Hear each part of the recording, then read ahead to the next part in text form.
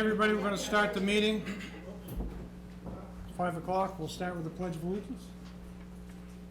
Pledge of Allegiance to the flag of the United States of America and to the republic for which it stands, one nation, under God, indivisible, with liberty and justice for all. Okay, to start the meeting off, we have two 15-minute hearings.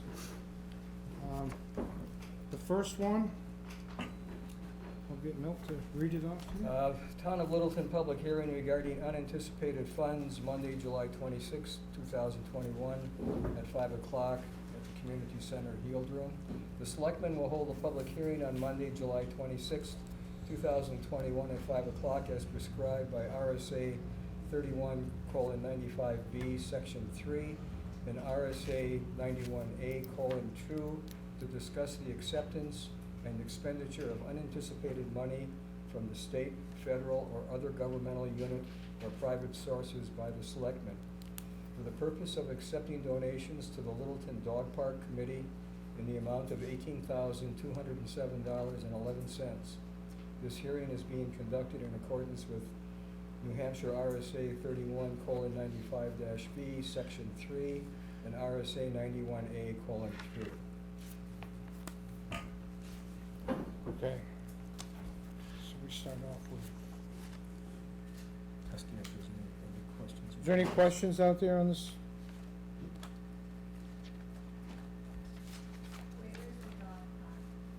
We don't have one yet.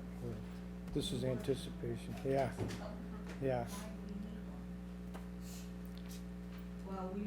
Well, I can answer that. I think there was a warrant article that passed some time ago that stopped allowing dogs on the public parks because people weren't picking up after themselves. So it forced the responsible dog owners not to have a place to take their dogs. So a committee was formed to raise money to eventually build a dog park again. And is this new dog park going to be self-sufficient, or are we Yes. going to tax money No, every year? it'll be self-sufficient.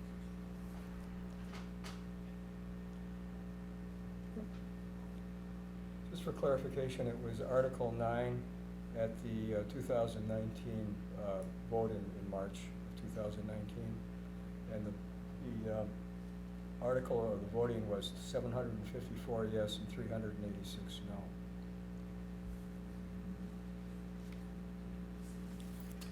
Yeah, I'll speak a little bit to the dog park as well. So I'm the chairman of the dog park committee, and the $18,000 that Mark spoke of was just grassroots fundraising. Once the town commissioned us as a committee, we got together, we started doing fundraisers. No tax money was put into that. It was just going to the co-op partner of the month, all grassroots fundraising, as well as now we've become our own 501c3 to open us to more opportunities for grants. So now it's just moving the funds into our 501c3 account so that we can further pursue the work for the dog park.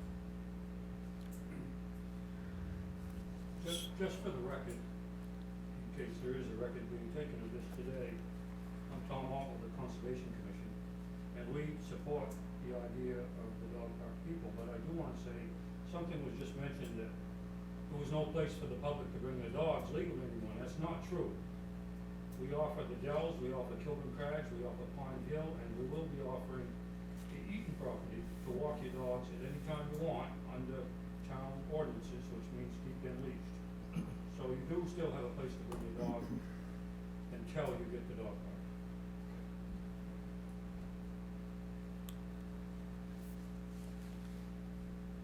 So also in this, clarify me on this, because there's an extra $1 in your dog license that's supposed to go towards a dog park. Yeah, that was a separate funding issue that was voted on and approved by the warrant article. And the money that we're requesting today is not that money. It's not that money, The money okay. that we raised ourselves. Okay. Unless the town wants to give us that money now. Yeah, yeah. Okay, I figured I'd throw it in. So any more discussion on this, or we can just leave it for the 15-minute line and then move on. So it's So- 5:05. So now that we just have the money transferred to our account at this point, do we give you the account number or? Yeah, Oh, yeah, we've got to wait the allotted time on this one. sorry. And we can't move on to the next one until after. Right, second, yeah. So we're basically- But we can open up the meeting now. Okay. So basically, we're gonna open up the regular meeting. And we got an appointment of Katie Williams as a deputy health officer. Right, Joanna Ray, who was the deputy health officer, did not want to be renewed by the state. And so Katie, who is the HR administrator for the town, agreed to take on the responsibilities of the deputy health officer. Ironically, she also happens to carry a bachelor's degree in public health, which seems to help here quite a bit from that standpoint. So I'm the health officer, and my term isn't up for another year, which will be the 6th year. So she will take my place at any point where I can't function as the health officer. So that was the recommendation, and we just need to, I'll make a motion to approve. And I'll second it. Okay. All those in favor? Aye. Aye. Unfortunately, Carrie couldn't be with us tonight. She's having problems, family problems, so her father's not doing well, so I'm giving her a space, and hopefully she comes back and everything's fine. For us newbies that are here, could we have some identification as to who is in front of us? Oh, I'm Milton Bratz. I'm one of the selectmen by Okay. appointment, Okay. not by election. All right. And I'm Roger Emerson, selectman. Jim Gleason, town manager. And Carrie Gendro is the chair. And she just couldn't make it tonight, so.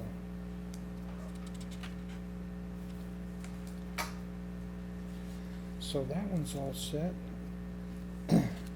Now we're gonna go on with the mural project.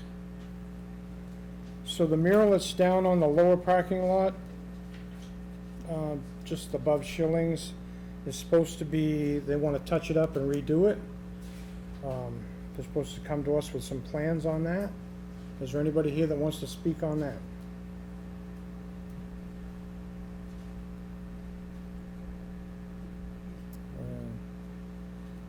Pass over. What's that? I would pass over. So we're just gonna pass over that. Nobody's here to speak on. 19 audit. We received the 19 audit this week. And we're gonna, we've read it over and want to approve it. Want to have a presentation by the auditors? Yep, we're gonna have a presentation. You wanna? Yep, probably, there's no microphone up here for them, or, go ahead, come on up. Stand for the people, and we'll listen to you here. Right here? Yep, right here's good. So, Jared Vartanian, and I'm a partner with Vashon Bouquet, who is the town's independent auditor. Yes. Sure. Jared Vartanian, I'm a partner at Vashon Bouquet out of Manchester, New Hampshire. With the town, we serve as the town's independent auditors. And I'm here with Corey Philbrick, who is a CPA and senior manager at our firm, who's here to present the audit, go over basically summarize the key issues and matters that came up in the audit, and then we can answer any questions anyone has on. We brought a copy and be happy to answer any questions. With that, I'll turn it over to Corey, and anybody with any questions, let us know. Thank you. The one thing that we need to realize is at 5:15, we're going to close this public hearing, the other part, and reopen the other one, so you may need to stand there for a couple of minutes. Sure, feel free to interrupt me at any time. Good evening, thank you. My name is Corey Philbrick, as Jared stated. I found that the easiest way to kind of go through this is to basically go through our various communications that we provide to you at the conclusion of our audit. Just kind of step through each one of them. And then at the end, if there's any questions, be happy to field them. Likewise, if you really want to interrupt me to ask a question, by all means, it's not a problem. So the first letter that we provide at the conclusion of our audit every year is our governance letter. And this is kind of a 40,000-foot overview of the audit process. Kind of touches on some of the key highlights throughout the audit and is really designed to give you, the board, just a big picture overview of what standards we conducted the audit under, any major assumptions or estimates that might be involved in the financial statement, any areas that we ran into trouble throughout the audit, those sorts of things. Key items within the governance letter this year, excuse me, are the adoption of a new GASB statement, GASB Statement 84, which addresses how the town accounts and reports on certain custodial activities. Biggest impact on the town for that is in the school district and the county taxes, as well as how the state portion of motor vehicle permits is accounted for. It basically pulls all of that activity out of the general fund, as would have been presented in your previous financial statements, and kind of puts them in their own separate category. As a result, if you were to take the 2018 financial statements and compare them directly with the 2019, you'll notice some pretty big changes, and it's just because of that activity actually getting pulled out and recorded someplace else. Right off the bat, if you look at cash and taxes receivable in 18 versus 19, and this is within your financials themselves, it looks like there was a huge drop in cash. The reality is that there wasn't so much a big drop as there was just the portion that was attributable to the school district taxes got pulled out and got recorded someplace else. So it did impact a bit of comparability. The terminology was changed to custodial to Yep. represent that it isn't money that actually belongs to the town, it's just flowing through as in the state motor vehicles or to the districts or to the county. One of the things that we say in the governance letter that we didn't encounter any difficulties in interacting with management. I would like to kind of expand on that and say that actually Lori was great to work with in trying to get the 2019 audit done. Obviously, she didn't have any direct involvement because she wasn't here during 2019, and that always puts you in a very difficult position because we're asking a lot of questions about what happened in the past and why things were done a certain way or how things were done or documented. And obviously, she wasn't there to be able to give us the exact answer all the time. But it wasn't for lack of effort, that she really went above and beyond in trying to get us the information we asked for. So thank you for that. Pam, thank you as well. Yeah, and I would say this is getting reported delayed for a 19 audit, but you're on the right track because the engagement letter was signed April, and I think it was essentially 90 days between when we got hired through the engagement letter to when it's getting issued. That's what you really need to see going forward. You need to move forward with just turning it around a little bit quicker. So it is getting on the right track, I think. Yeah. And I know you've already talked to me about getting 20 closed so that process can get started as well. Significant audit adjustments are also communicated through the governance letter, material audit adjustments. So these are things that really rise to the level of what would be considered a material misstatement to the financials had they not been corrected, and they were corrected throughout the audit process. The big pieces there was really on expenditures that had been classified as a prepaid expense in the general fund as originally presented, and that needed to come down and be recognized as a current period expenditure. And then also some adjustment to how FEMA funds had been credited to certain funds and needed to be moved over into the general fund because it was the general fund that had originally incurred those expenditures. So there's some material adjustments to kind of pull those over, and then also some adjustments to the interfund accounts to reconcile the activity between different funds. Like I said, there's some other information in the governance letter. Obviously, it's something that you want to read through, but if you do have any questions on any of the other items, let us know, and those are the kind of the key takeaways.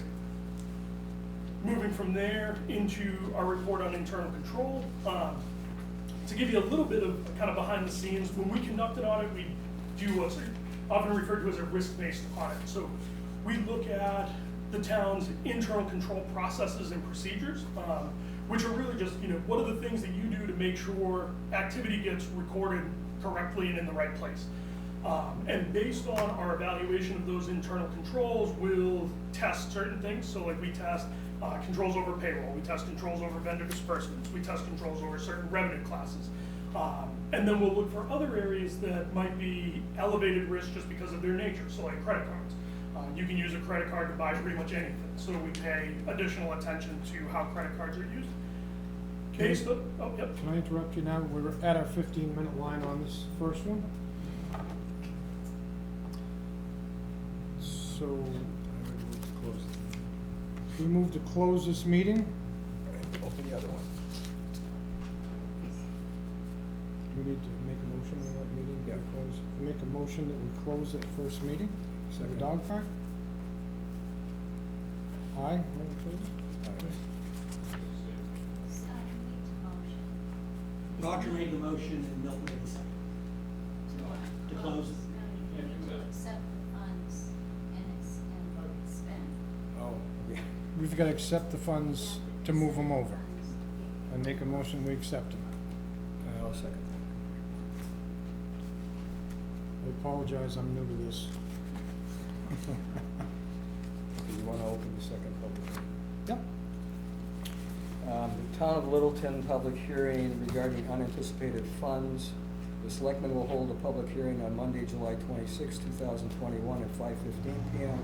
as prescribed by RSA 31:95-B, Section 3 and RSA 91A:2 to discuss the acceptance and expenditure of unanticipated money from the state, federal, or other governmental unit or private sources by the Selectmen for the purpose of accepting donations to the Littleton Fire/Ambulance Department in the amount of $43,517.50 from the Department of Health and Human Services, EMD COVID-19 Vacation Aid. Vaccination aid. This hearing is being conducted in accordance with New Hampshire RSA 31:95-B, Section 3, and RSA 91A:2. Does Mike want to speak on this? Would you like to speak on this?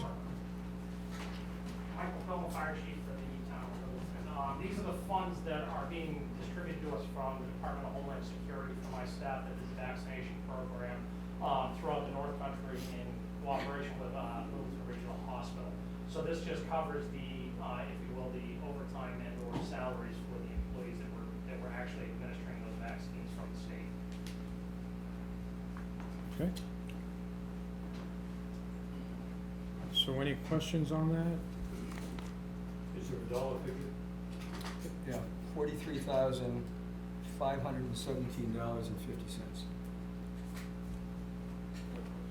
We go to the general fund?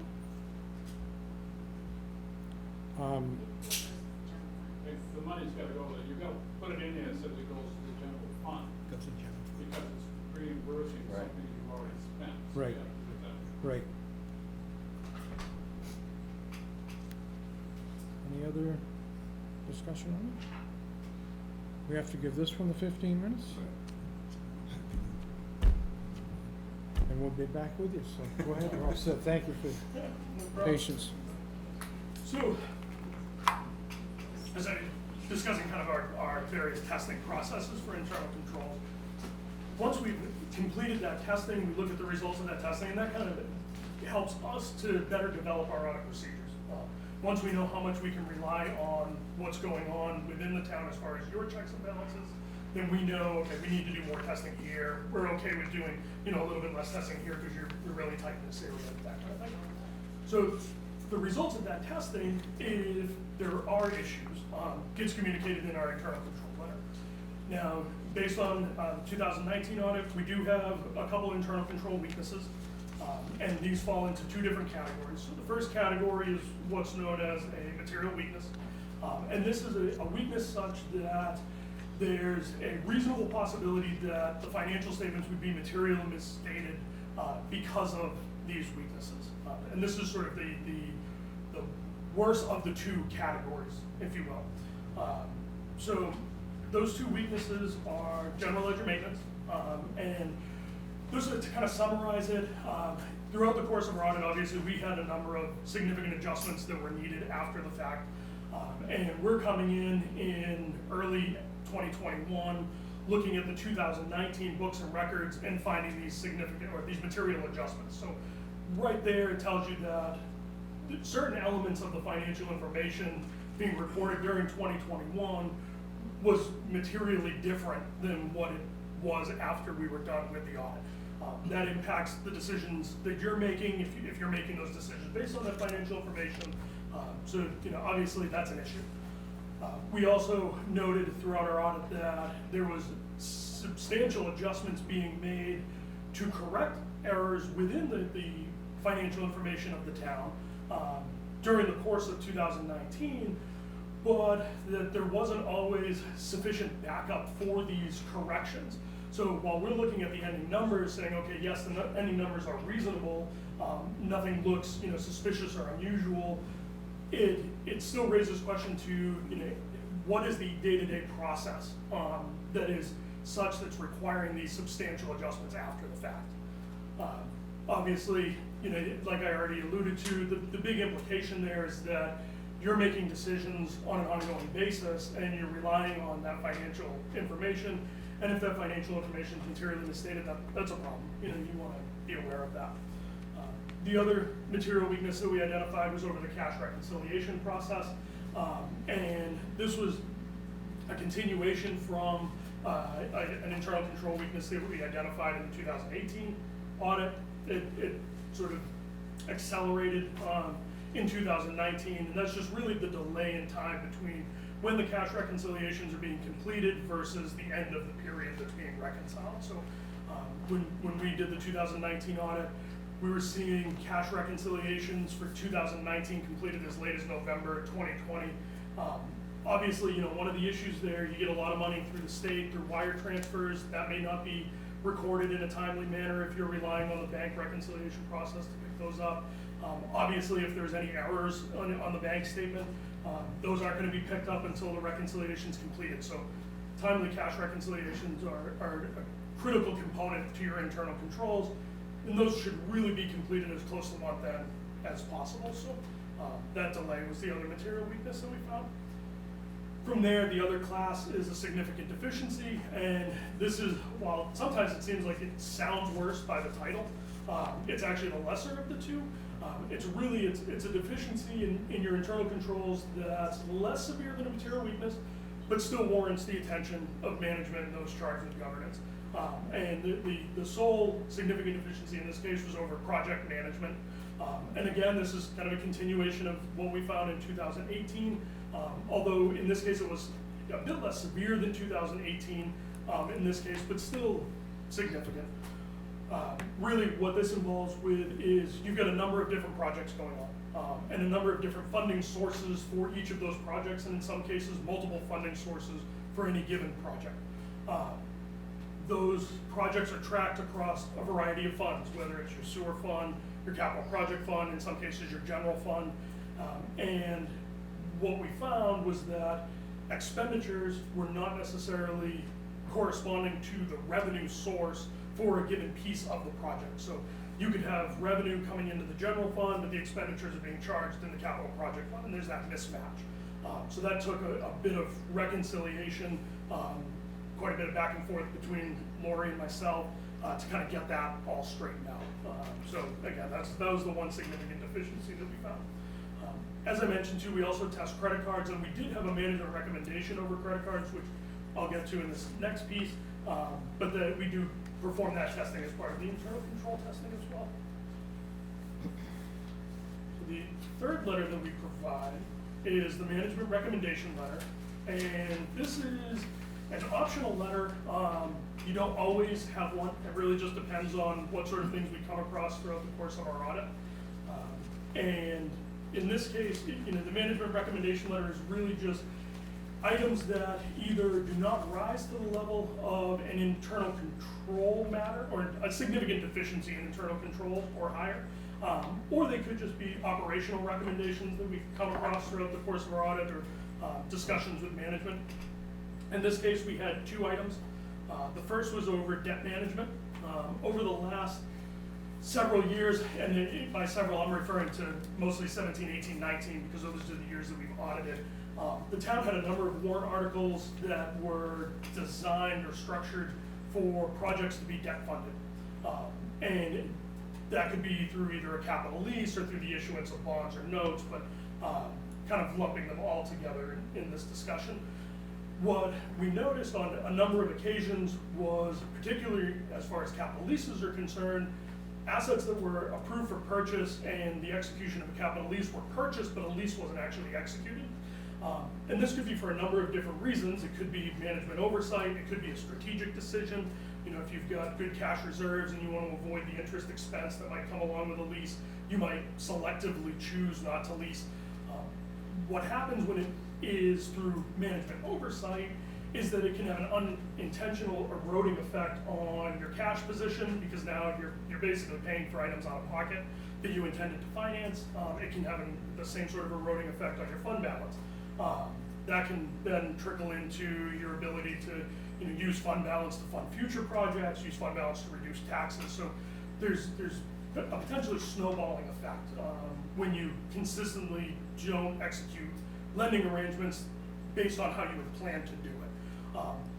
There's nothing that says that you have to go out and execute a lease if you choose not to. So that's why it's really in a management recommendation, would just be to, more closely scrutinize those warrant articles. If you intend to lease and you choose not to, make sure it's a conscious decision and it's not just oversight, that you're not going out and getting those lending arrangements. The other management recommendation that we had was over credit card documentation. Throughout our review of the credit card activity, we didn't identify anything that appeared unusual or inappropriate or suspicious in any manner, but we did select several transactions for testing that there just wasn't any supporting documentation for. Because of the risk involved with credit cards and because you can really use them to buy anything, that is something that we always recommend, is to get that supporting documentation, especially if you're dealing with food, meal type purchases. You never know what the person might be buying. Obviously, if it's things that are being reimbursed under grants, you want to make sure to have a detailed list so that there's no question about allowability under the grants. I mean, I could go on and on about the importance of documentation, but ultimately you want to make sure that you have the receipt for what was purchased. Then that brings us into the financial statements themselves. And for anyone that's taken the opportunity to read through the town's financial statements, it's a pretty thick set of financials for a municipality. I'd often say that Littleton's the biggest town that I audit, and I also am involved with a number of cities and even counties that we audit as a firm, but you're closer to the size of a city when you actually get into your financial reporting requirements and just the level of activity that you have than most towns. I'm not going to go through the entire financial statements line by line. We'd be here all night if we did. But I will touch upon some of the highlights, and if anybody has any questions, again, feel free to ask. As I mentioned at the beginning, the town implemented GASB 84 fiduciary activities during the year. There's a detailed note on page 38 to the financials, note 17, that goes over the impact of implementing that new standard. And again, that just impacts how the town reports its custodial activities, pulls them out into a separate fund, it's no longer in the general fund. After adjusting for the impact of that, so if you were to take the 2018 financials and sort of backdate that new standard so that the 2018 had been reflected in the same way, kind of increase comparability, the town's current assets remain relatively consistent. They actually increased slightly from 2018 to 2019 by about 199,000, roughly 4%. So it's pretty consistent with the previous year. Non-current assets, so that's your capital assets, your infrastructure, those increased by about 1.3 million from the prior year. And that's really just the big infrastructure projects that you have going on. That's all being capitalized now. Similarly, after adjusting for the new accounting standards, your total current liabilities decreased by about $497,000. And this was largely due to a drop in year-end payables, just some of that timing of the major ongoing projects. Obviously, at the end of 2018 to 19, just depending on the amount of construction that's going on, you can see big swings when you have these large projects ongoing throughout the year. And then, likewise, long-term liabilities increased by about 1.2 million. And the biggest piece of that is just the increase to the state revolving loan fund that's being used to fund those big long-term capital assets. So you're seeing increase in your long-term assets, you're seeing increase in your long-term liabilities because that's a major funding source behind it. Can I interrupt you again for? Yep. So we're at the 15-minute mark on the fire department funds. Mr. Chairman, I make a motion that we accept the $43,517.50 for the Littleton Fire Ambulance Department, rendered from the Department of Health and Human Services COVID-19 vaccination aid. And I'll second it. All those in favor? Aye. Close that meeting. Okay, All right. thank you. So net position, which is basically the town's equity on the full accrual basis, increased by roughly $756,000 in the governmental activities for the year. And that's essentially the net impact of all of those previously mentioned changes. Now, in the governmental funds, and this is where your general fund lies, the big number that everybody sort of keys in on with the general fund is what's our fund balance look like. General fund's unassigned fund balance, so that's basically the fund balance that's left over for you to do with as you like, essentially. There's only $40,402 as of the end of the year, which represents about 0.5% of your gross appropriations. That's relatively low, especially when you look at like DRA's recommended levels. Now, a couple things to keep in mind, that's impacted by about $300,000 of restricted unspent bond proceeds.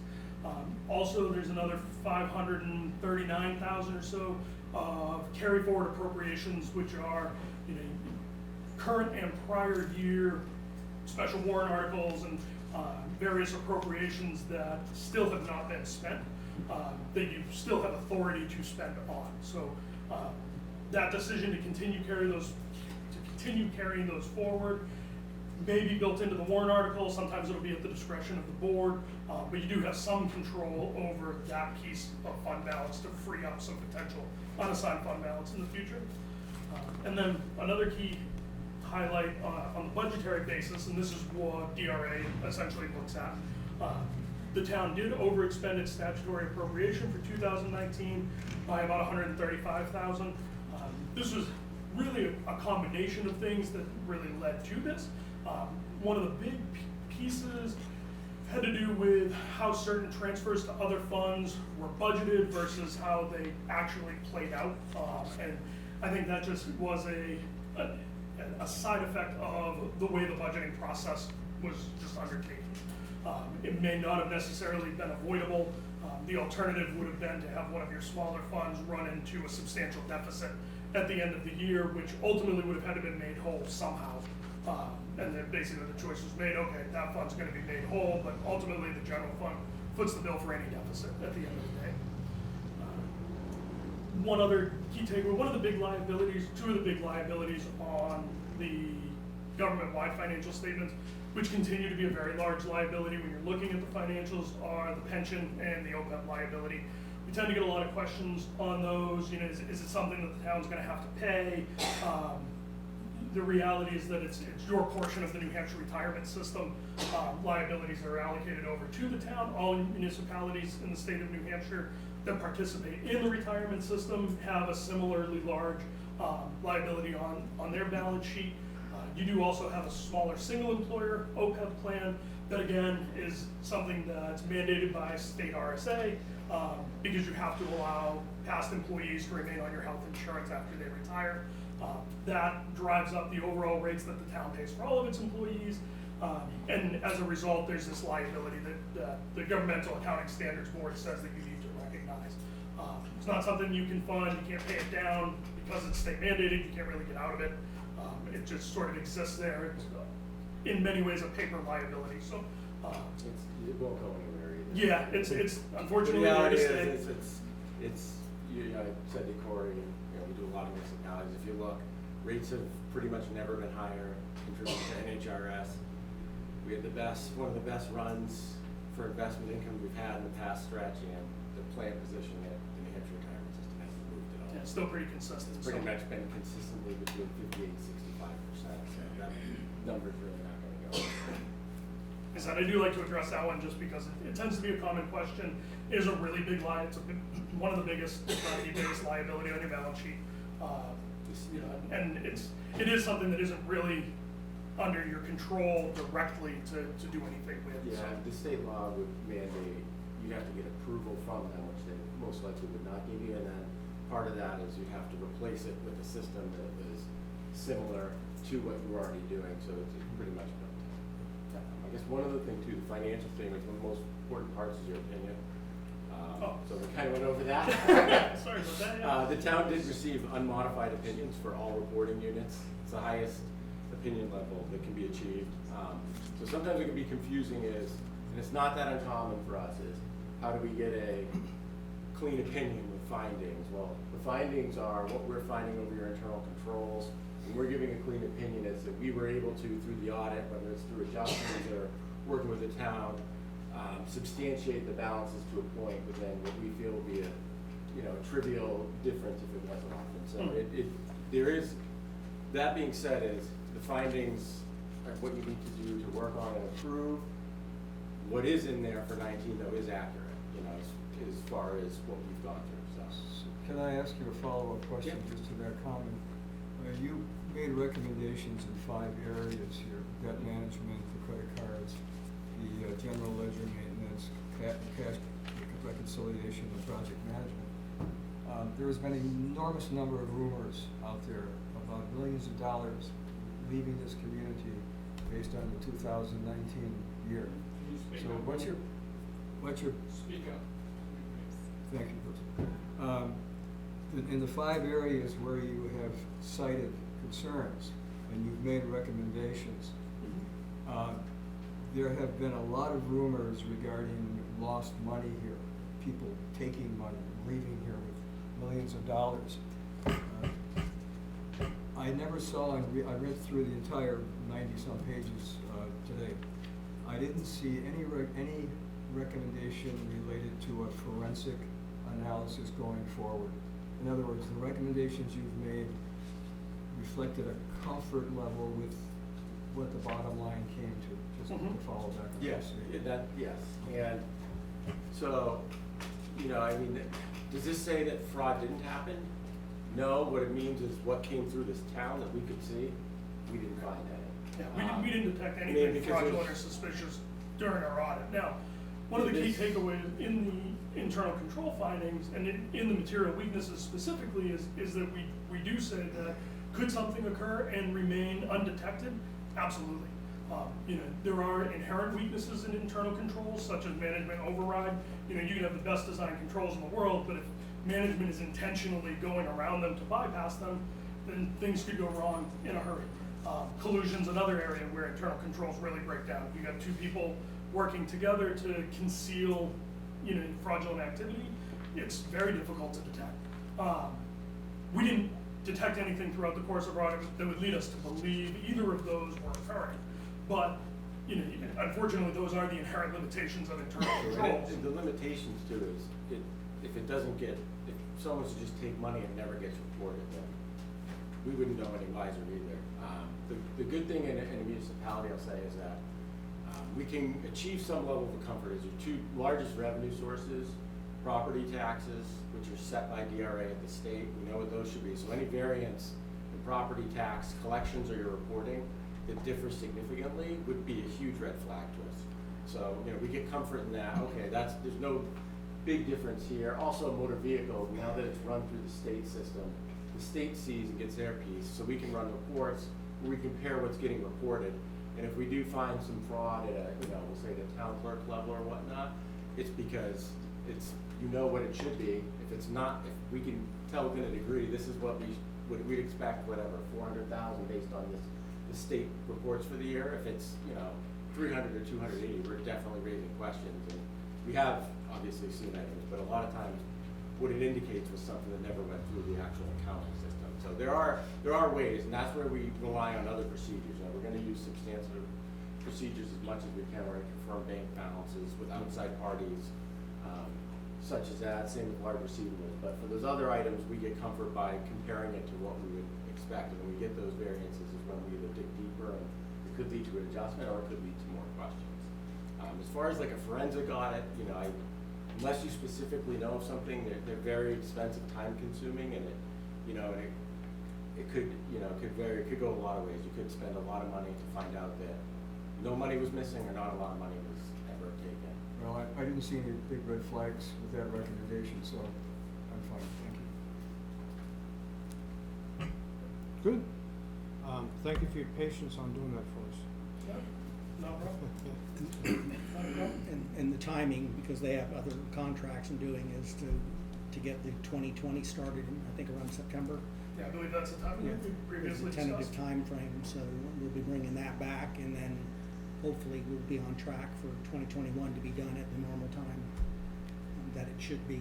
And the key word I think that you heard them mention over and over again was reconciliation, and that's critical in the sense of, I think the biggest issue, what didn't happen here was for months and months and months, nobody was taking the bank book and balancing it to the general ledger so that if something did get in the wrong pot, it's caught very quickly. And that's what a lot of the work that was done. So it's not like it was gone, maybe it was put in the wrong pot, or it was allocated in one program and it should have been allocated to another program.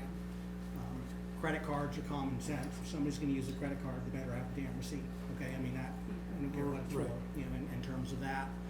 The last thing I'd like them to stress again was, how much was the amount that you said was unencumbered reserves? 40? 40,402. So- Now, that is in the modified accrual basis of accounting, and I won't bore you with the technical difference, but when you look at things from a budgetary perspective, so when you're doing your tax rate setting, and you're looking at what's the available fund balance at that point in time, and you're structuring your warrant articles, you are looking at a slightly different number than that 40,000, because that 40,000 incorporates something that we refer to as a 60-day rule. GASB says that any revenues that you don't collect within 60 days after year end, you should, in essence, defer until you actually do collect them.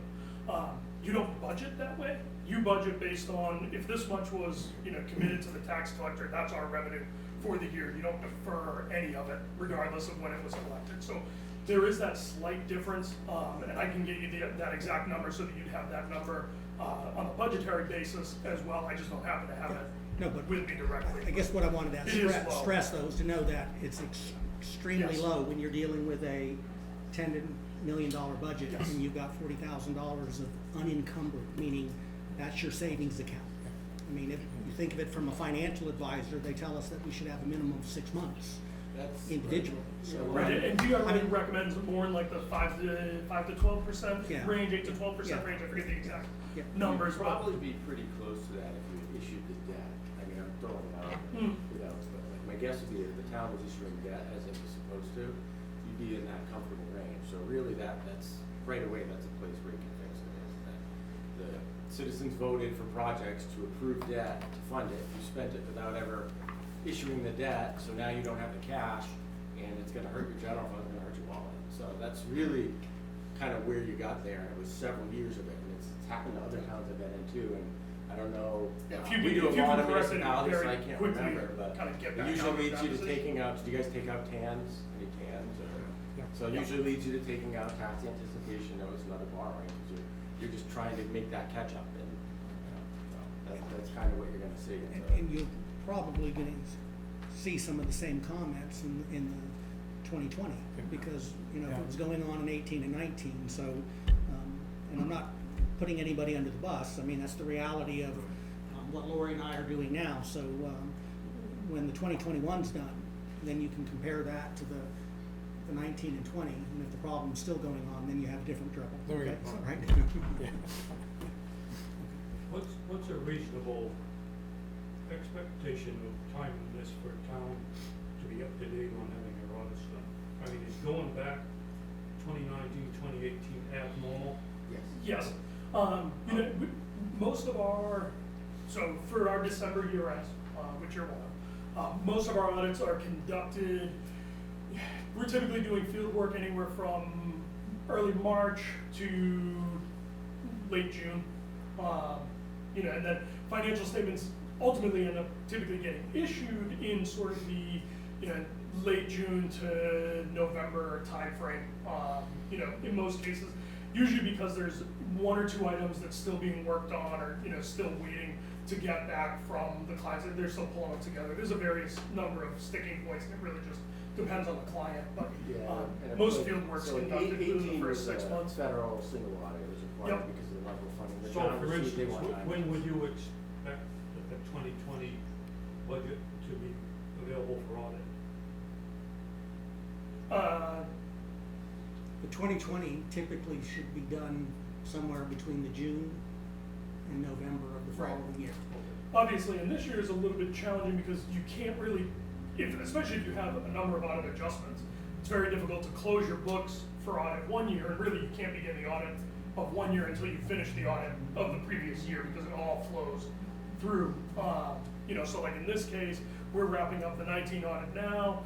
Lori's already discussed timing. You know, so part of the delay in this year is just because of, by the time we started discussing when availability would be for the 2020 audit, we've already got our June year end on the schedule, which is the case, I mean, across the board. I think we were just looking the other day, you know, another prominent New Hampshire auditing firm, they're looking at 18 months out as far as scheduling goes now. You know, so it's, you know, to basically get you in September, that was the closest time frame that was gonna work both for the town as well as us scheduling wise. I think like a realistic would be like, you know, your best case scenario is like August or September 22, we're doing 21, not 19, not 20. And- That would be. And we're on the schedule for Yes. 2021's Yeah. to hit that. So that would be the key then, is that when this year's done, then it should be August Okay. to September of next year. And quality information supplied to you from a town would involve a lot of these, I picture me sending a report to my teacher and it coming back covered with red ink, plus late at the top. So, does this report on this audit show more recommendations than maybe your average audit would show? It's tough to define an average audit. You know, it really, it is. You know, I think in most cases, you kind of have two groups. You have the groups that very rarely have any recommendations. You know, they really have everything together, and we'd struggle to find places to poke holes in what they're doing. You know, we have, and then you have kind of the other group that there's always a handful of recommendations, and sometimes, you know, you get into a position such as Littleton, where because of the delays, you know, when we're doing the 18 audit, and by doing, I mean, we're starting the 18 audit in late 2019, none of the recommendations that we have, even if they're communicated to management during the course of the audit, are gonna help 2019, because 2019's done. So any snowballing effect where problems identified in the 18 audit may have done worse in 19, you really can't head off. And I think, you know, Jim alluded to that in that 2020 is likely to have some of these same issues because obviously 2020 is already done. The goal is to kind of take that feedback as soon as you can and start implementing some of those changes to get on the right track so that you can eventually get to where there are very few comments and recommendations coming in from us. And Lori and I are from the same school of thought, we're different states, and that's the first category. I want their job to be hard, to find a hole in what we've done. Okay, it's your money, and we need to be transparent and accountable for it, and things done on time. And part of that is reconciling on a regular basis, not waiting months and months, and then relooking where things should go. And I give Lori unbelievable credit for what she's done in taking almost 18, 19 months that it wasn't reconciled and getting that to a point to where we're able to get them audited out. And we'll go through that on 20, but I think it'll go smoother because of some of the cleanup that was already found involving during the 19. I guess, Tom, I can say that I sat on this board for 6 years, from 2012 to 2018. I've never seen an audit like this, with these kind of recommendations. I've just never seen it. On the 18 years on the school board, I've never seen anything like this. So I think it's happened within a certain time frame, and it'll be corrected. In your conversation, I was listening to it, and were you giving people the idea that we've got to get them corrected during the period of time, or are you writing it all in the audit period? I'm hearing you say you worked with these people over here and you made adjustments. That doesn't necessarily cover the whole thing unless you put it into the audit. I mean, if you're working with these people and telling them to make changes on anything, now, that's not an audit, that's not what you do. You should be putting it all into the audit process of what you have. You can't be necessarily talking with these people and telling them what to do to get it correct. That's not your job. Your job in turn is to put it all in here and to make sure it's all done in the audit form, change order. So I'm asking you, did you, and I heard you in the conversation saying you were talking to these people and they were making changes. Now, I didn't say you, I said this is what he said. No, I think, There were no changes made. yeah, it's a standard part of an audit would be anything that's materially differs from the town has, we think it should be this, we would propose an adjustment. The town has a right to either accept that adjustment or not. If they don't, and we know something, like if we know we've tested it, cash is wrong, and they wanna keep cash wrong, and they don't wanna accept our adjustment, that's their right, they just wouldn't get a clean opinion, would most likely be the outcome, because we can't tell financial statement users. You know, our job is to the public, not necessarily to the town, I mean, to the board, yes. Yeah, they don't work for us, Mr. Hadlock. Yeah, I mean, They we're work for you. vendors to the town, I mean, we're coming in and it's to the user, it's so that the user can have comfort, so we have materiality thresholds, and, that's a big concept, and so, if there's a small item that we maybe don't agree with the town, we would never ask the town to make it, but if there's something we know is materially incorrect, it is our job under our professional standards to give the town the option, we're gonna propose this adjustment, you can either accept it or not. If the town chooses to accept it. You're putting it in writing, which I think would be off. Yes, yes. And those are their They're a form of comments. adjustments that get accepted, yeah. Does it go on the- Part of it's almost like a legal document, we don't issue financial statements, so it's called a management rep letter. When the management rep letter signs, it says either, these are the uncorrected misstatements we chose not to accept, or we have chosen to accept the adjustments you've proposed, as proposed, to be adjusted to our financial statements for them to be in accordance with GAAP, basically. Do you gentlemen work from the state, for the settlement? Where do you guys come from? You work with the people. No, with the people, with us. They work with us? They work. I never saw them They before. work for the people, but through the. To the settlement. We're engaged by the selectmen. That is mean whatever discrepancy you find, we taxpayer that give the money to this whatever, that doesn't mean that we don't know nothing about. It's you that deal direct with the office of the town. We never saw this financial statement if it was something wrong, or certain amount of money is missing, or and so and so and so. That doesn't mean you guys deal directly with the town manager, right? Not with the citizen that pays the bills all the time, right? That's what it is, right? Look, Rudy, Yes. the Board of Selectmen are not involved with them on a day-to-day. They're Who's not involved with them? the staff in Who's the answering. staff? Lori, Pam, myself, Lord, providing documents, providing the records, if credit cards have been used, looking for the receipts, making sure all those things are there. That's what they pointed out, the things that. And we don't have to know, we taxpayer, we don't have to know nothing about the financial statement? Yeah, that's why they're here, reporting it and telling you what they found to be in error. And most of that comes down to reconciliation and things not being done in a timely manner. And money being put in the right pot. Money's not missing, it was just that. But they deal it directly with the office of the town, not with the citizen, right? Well, They deal it directly with the office of the town. well, we not handle, with we us. handle the books. Yeah, well, so we're just independent auditors, it's a lot of independent CPAs, so our license is to the public, it's To to the the public, state. you're Yeah, right. to the state of You New want my Hampshire. address? I wanted the financial statement for 2019.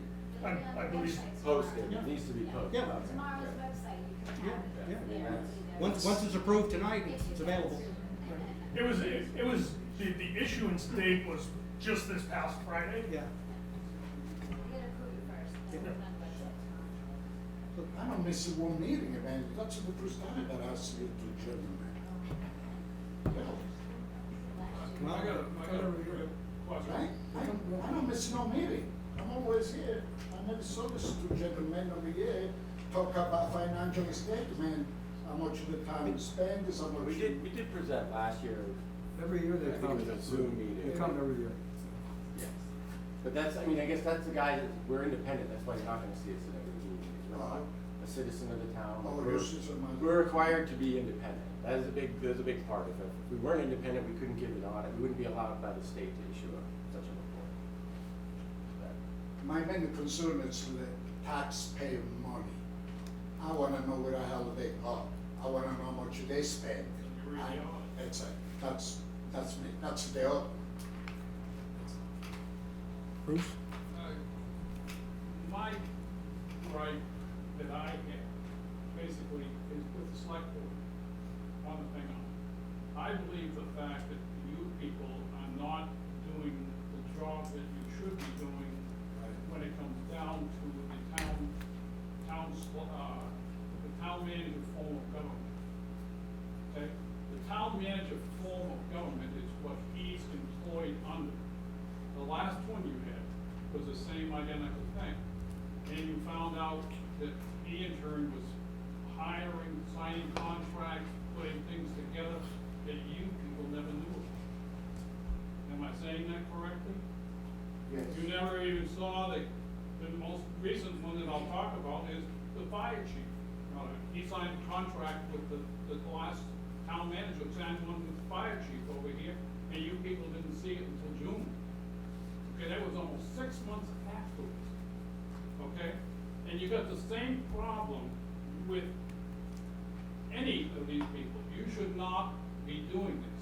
These people are bonded, as far as bonding, as far as taking money, as far as that part is concerned.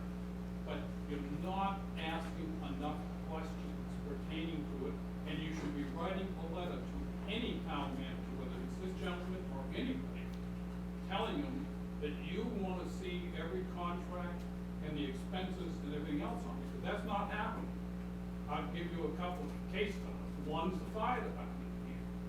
You in turn, you didn't see a contract, and they signed a contract in here to pay the fire chief, which he's here, on it, pay him an additional $3,000 July 1st, another $3,000 in January, and you bought him a $60,000 car out of the thing on it, plus the fact that you put another vehicle on there in the fire department. The selectmen never saw any of it. Am I right? Correct. Absolutely saw nothing. And that in turn is a no-no. And that comes back to the town selectmen. That's what you people need to do. So I got a piece of paper that shows that you can do it, and it would oversee any of it, as far as that part is concerned. And it requires, under the town manager form of government, that you write the town manager a letter as well as any of the other employees that push you in it. And it says right in here, the fact that the town selectmen have the authority to do so on it, and it's under the laws of the town manager form of government. I'll show it to you if you don't see it. And this would limit anybody, whether he's a town manager or anybody else. But this is what you got right here, and it says, subject to the selectmen, subject to the selectmen, the thing on it, and that's what you're supposed to be doing. And the fact is, you're not running this ship the way it should be run. okay?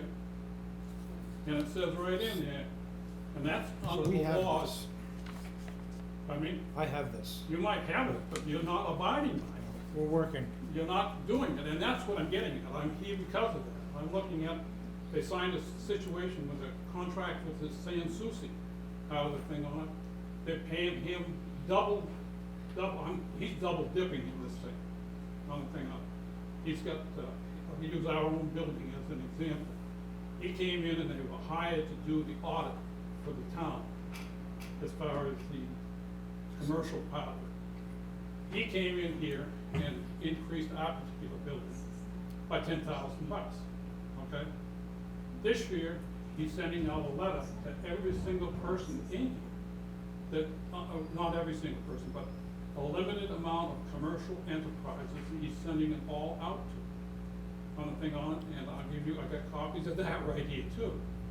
And he in turn is charging $290 an hour on the thing. Plus he's charging for his men another couple $100 an hour. You people never saw that contract on it. And consequently, he's charging this figure. And it's to do about, he's gonna get $42,000 a year for the next 3 years. On the thing on it, and all he does is make a report back to you people, which are responsible for the taxes.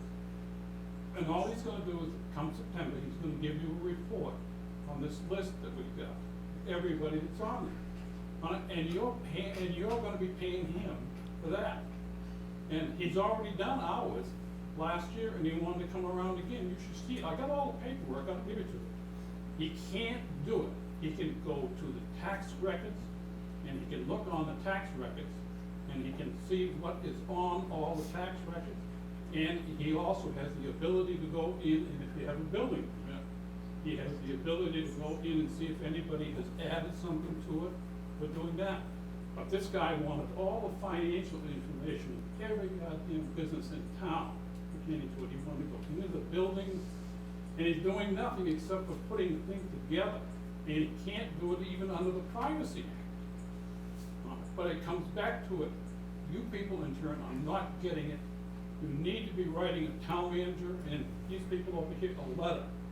And it's gotta be stated the fact that every documentation has to be brought through you people before it's signed to be able to do it as a town manager, no matter who they are. And it needs to be going there for correction, because frankly, what's happening in this town is they're burying us financially on it, and it's just being let go. Well, thanks for your concerns. Well, my concerns are, what are you gonna do about it? That's what I want. I want something done. I don't want you people to be doing exactly the same thing that you have without writing these letters and doing it, because you're not answering our problem to it. So- This contract with this Susie, $42,000 for the next 3 years, and the fact is, I called the Concord, and I talked with the guy, Mr. Green, down there, and I thought you had to have an audit every 5 years. That's not so. He told me the city of Nashville hasn't had one in 30 years, as far as an adjustment. Now, I can see where you got a home, somebody sells their house for, it's assessed at $300,000, they sell it for $500,000, that's an adjustment that should be made. Same way on a commercial property.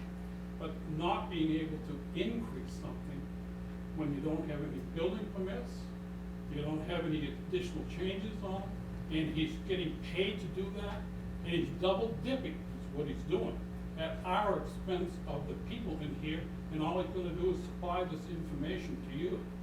And I'll give it to you before you leave here. But it's just terribly done, and it's very poorly mismanaged. Thank you. So I guess we're all set.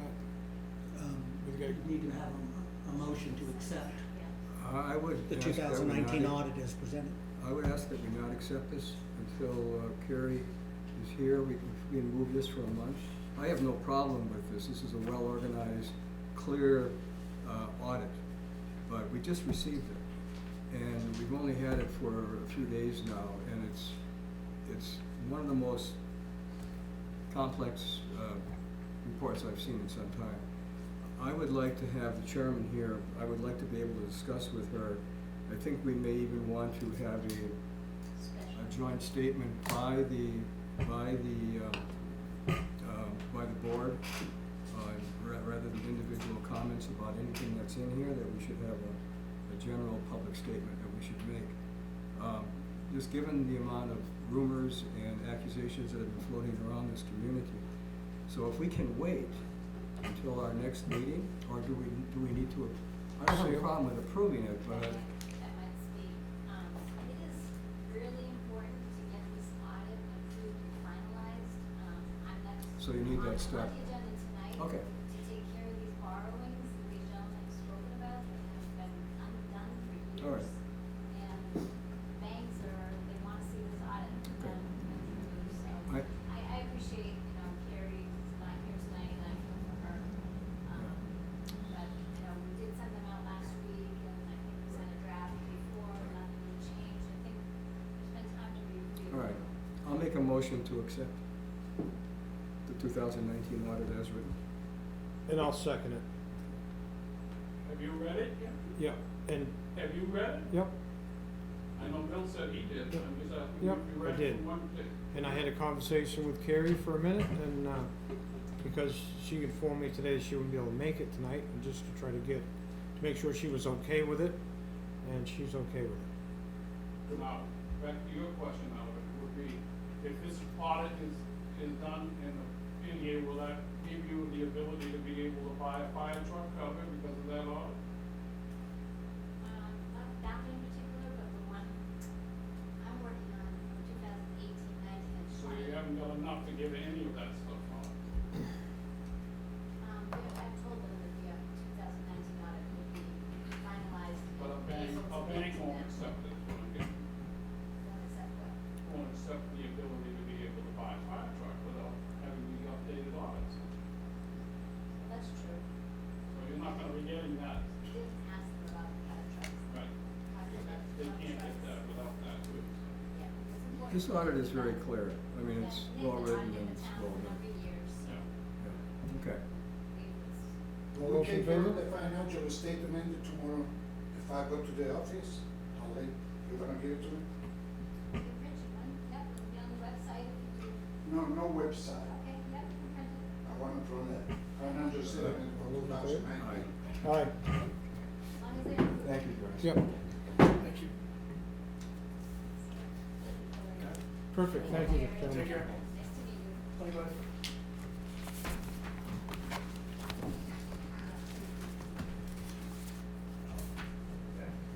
If I may, Roger and Bill, no vote is per here for the mural now, if you would give a minute to a presentation.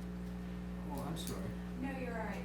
I'll be really quick. I'm Jessica Barakis. I am the CEO and founder of Miracle Mural Project here in Littleton. We're a nonprofit. We provide opportunities for public art installations all over Littleton. You might have seen some of our murals. We're looking at repainting the Welcome to Littleton on Mill Street. It's on the retaining wall facing the river. It was done by Dave Gunning in 2014. Him and Jason Torres worked on it together. It could need a little update. It's starting to peel and crumble. And we're really just looking for permission to be able to go in there and repaint it. And maybe even make some sort of dedication to Dave Gunning himself, since he was the original one who did it, or in memory of. We don't need any funds. Everything will be community-driven, fundraised, and private donations. And we have plenty of volunteers to do it, but I just needed permission. Do you have a draft on what you want to put on that wall, a picture or some kind of drawing? We're gonna leave it exactly the same. It'll still say welcome to Littleton. We have thought about potentially putting some North Country graphics on each end, maybe the old man on the mountain, or some sort of Littleton symbol. That's something I can certainly, once we get it all approved, we can send you a picture. But the welcome to Littleton will stay the same. I think we agreed that was appropriate for this area, and it's already done, so it's pretty easy Right. to just repaint it. And that's what we're, just, you know, if we wanna leave it like it is and not add anything or anything, then we'd be fine with it just being touched up, Okay, great, or repainted or whatever. yeah. that Pretty would- sure, that I mean. sounds So I'll make a motion to approve? Yep, and I'll second it. wonderful. Thank you so much for your time, I Okay. appreciate that. Thank you. Say Aye. aye. Aye. You my dents? Roger runs the show then. We run the show then, whatever. It's good for Trying. you. Whatever Yeah. it's good for you, it's good for everybody. So under old business, broadband follow-up. Supposed to appoint Board of Selectmen member and a citizen. I'm gonna make a motion to table this for right now because Carrie's not here. Are we okay to table this till next time? Okay. She needs to be involved in this with us, so. You made a motion. Oh, second, sorry. All those in favor? Aye.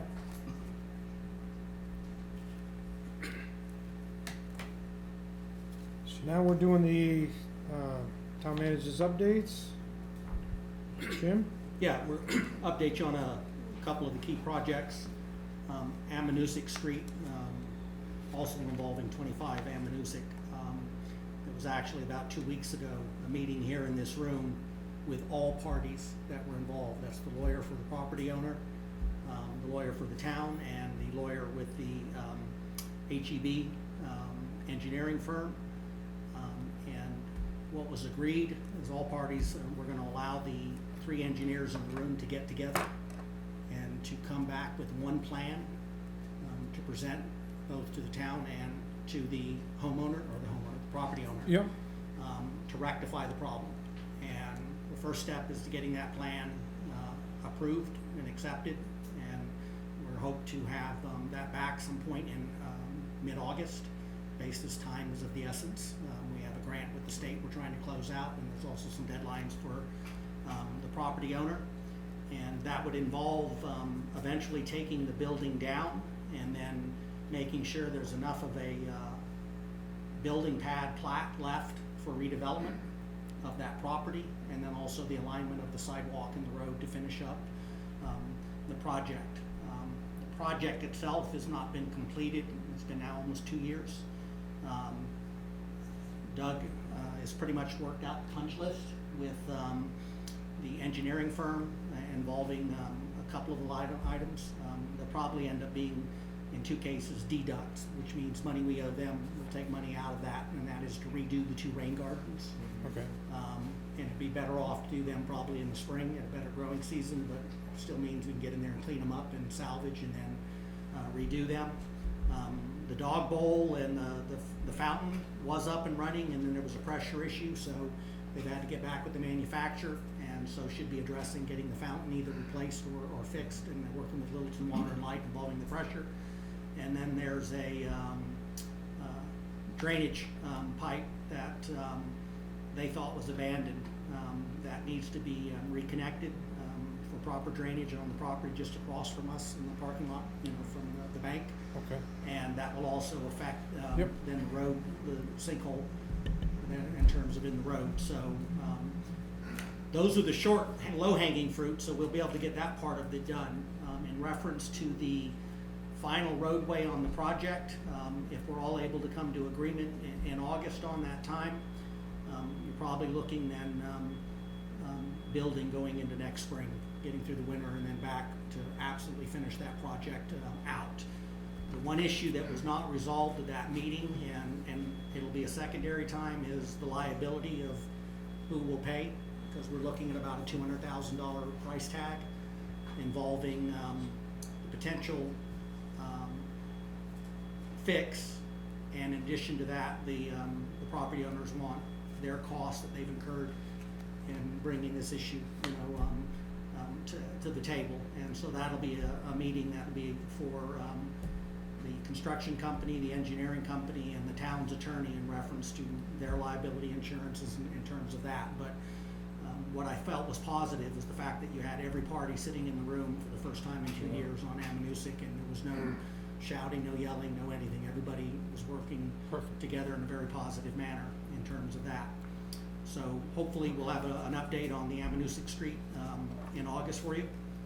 On the Riverfront Commons, we've been waiting actually since April for what we call a yellow book appraisal involving the Murrow property. We finally got that last week, and that appraisal now has to go through a technical review process.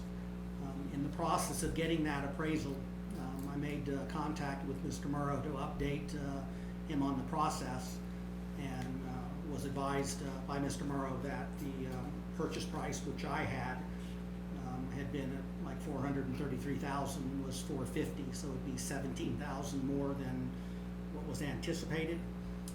But I've talked with Mr. Hennessy and Chad Stearns from the River District Committee, and their recommendation is the same as what ours would be, is to go ahead and have the board approve, the process to go forward with the technical review. I'm having NCIC right now working with the state to see if there's any legal issues about accepting an appraisal a certain percentage over value, so it doesn't affect our funding source. I think we're within a range that we're okay on that, but we just need to get that finalization involved on that. And if we are, then we'll be coming back then. So would this be next month perhaps? Yeah, yes, yeah. That we'll bring that back then for an actual approval offer of $450, so we can go ahead and get the expenditure done, and then the next step is the design phase and what have you in terms of what's proposed over there to try to get done this year in terms of the funds that were allocated. Let me ask you a difficult question. Could you explain to us what a yellow book appraisal is compared to a white book appraisal or a blue book appraisal? Apparently when because you're... that was a real holdup. Yes, it was, finding a and firm there were two appraisals that were to do it. done on the property prior to, and appraising is more of an art than a science. I mean, it really comes down to it, but when you're dealing with federal money involved, they require an appraisal to be at a higher level than maybe what you and I might get in terms of buying a piece of property personally or selling property where you do your comparables and whatever. It's a similar process. It's a little bit more of a technical review, and to put it in a better term, it's to meet federal requirements, and there's a couple more boxes that are checked off on a yellow book appraisal than you would get in There aren't a whole lot of appraisers who can do this. No, and that's why it took some time, and then the person we got, we were at the mercy, and I don't mean that in a negative, but their schedule in terms of their, so we did get that in, and like I said, it was about $17,000 difference in what was the Murrow property is asking versus the appraisal side, but again, I think it's close enough that whether it's town funds or private funds, that may make up that difference. I know there's some discussion in the River District Committee is already on board with that in terms of for the difference, and they would not want to see it held up for the $17,000 difference at this particular point in time, and staff wouldn't recommend that. I mean, and I've already okayed the technical review to go forward, and I said Mike from NCIC is already working with the state on the funding side to make sure that we're okay, because I think we're 8.4% over the appraised amount, is where we're at. Within the guidelines. And that's still maybe within a window that we're okay in working with the state, but we'll let you know if there's any issue there. But if not, we'd like to go forward then, and then we can get that resolved and bring back to you at the next meeting the actual formal contract for purchase at $450 on that. Okay? Question? How much retained earnings do you have because the job isn't done? On this job down here, how much retained earnings? Most contracts have retained earnings in them until it's completed.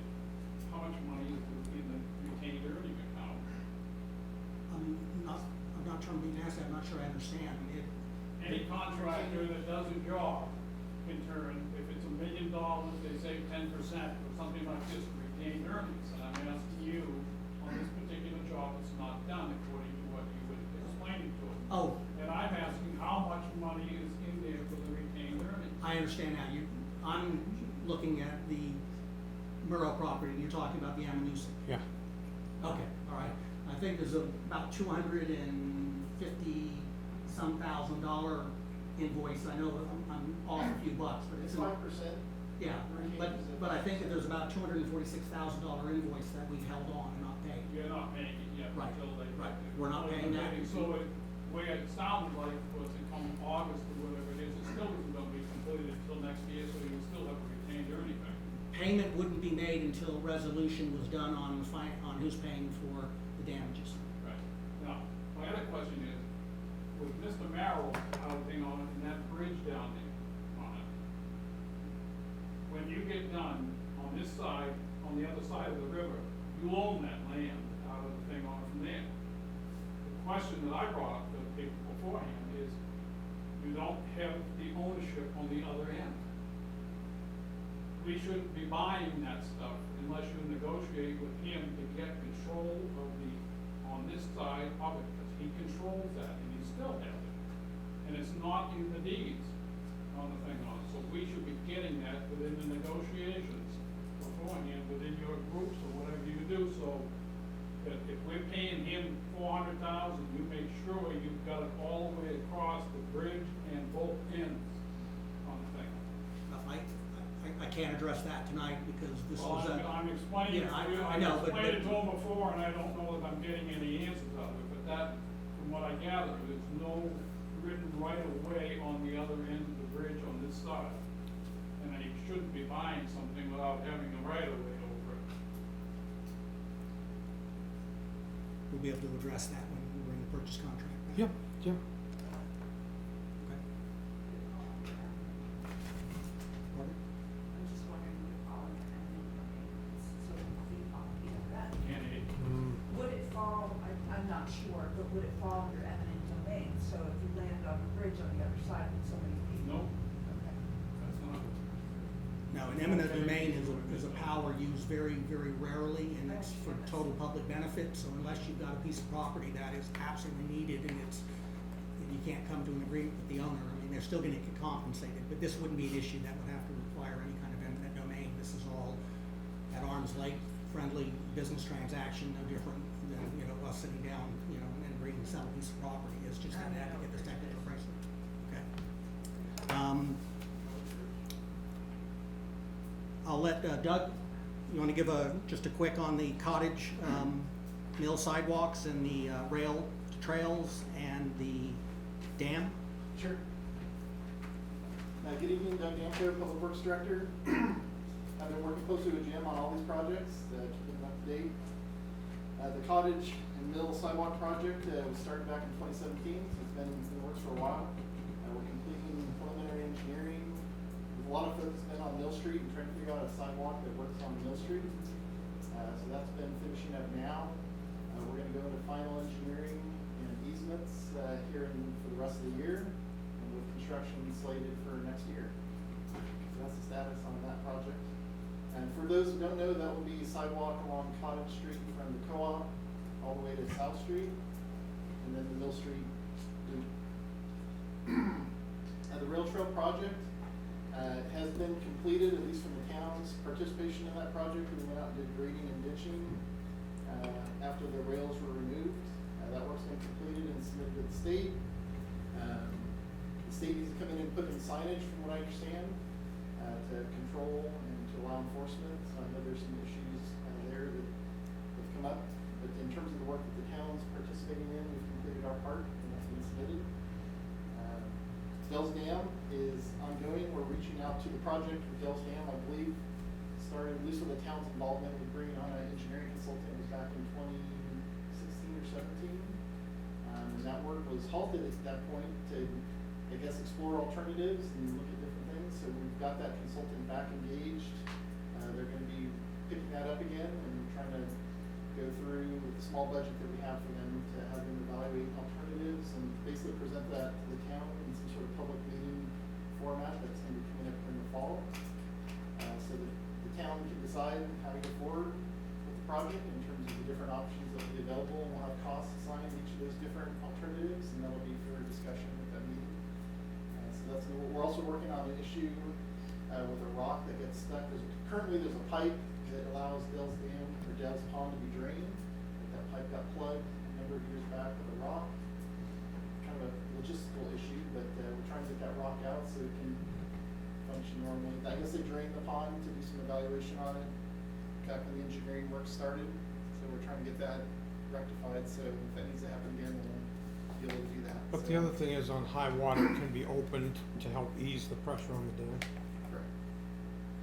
But we don't want to just pull it out without this structural analysis and end up having a bigger problem. I don't think it would Yeah. hurt, it's in a pretty good No, pipe I know, that's underneath but it, that's yeah. part of the engineering on that is just, and I think that was the problem they ran into last time. There was No, there's a- some liability concerns Yeah. on it, so we're trying to get that resolved and to So try to there's get a- that rock out this year. We're waiting for a low flow, but unfortunately July's been nice and wet, so.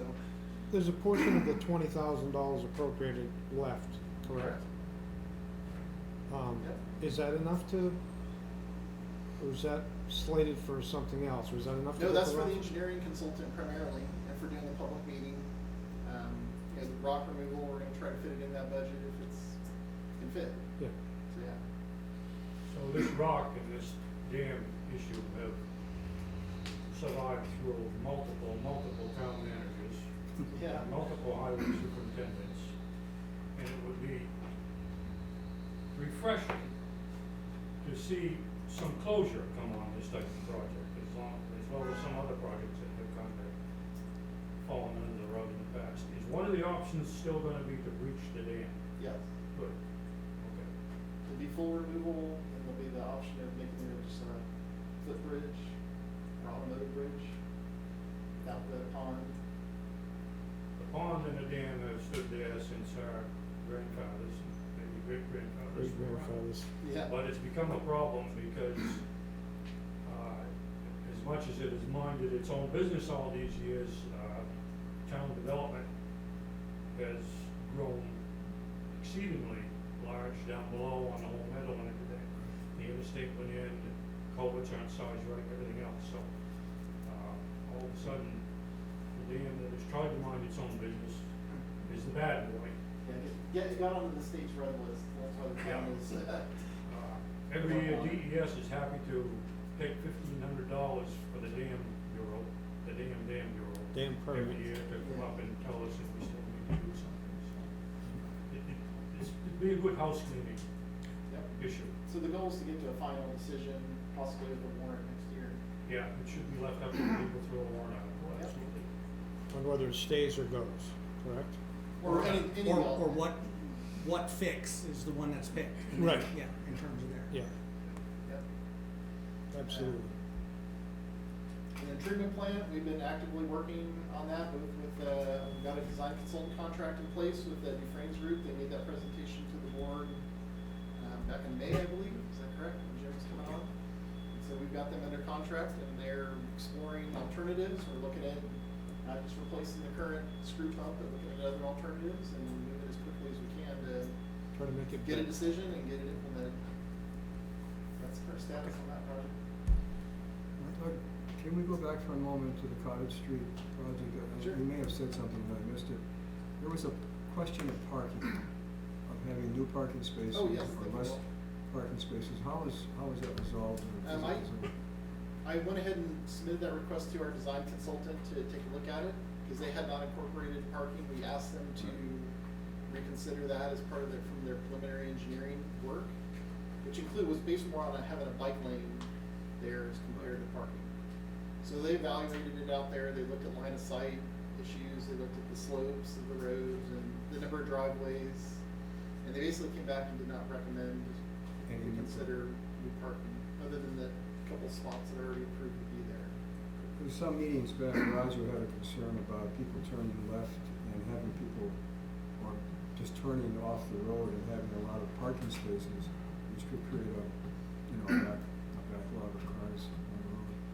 So the recommendation is not to add anything there. Correct. Thank you.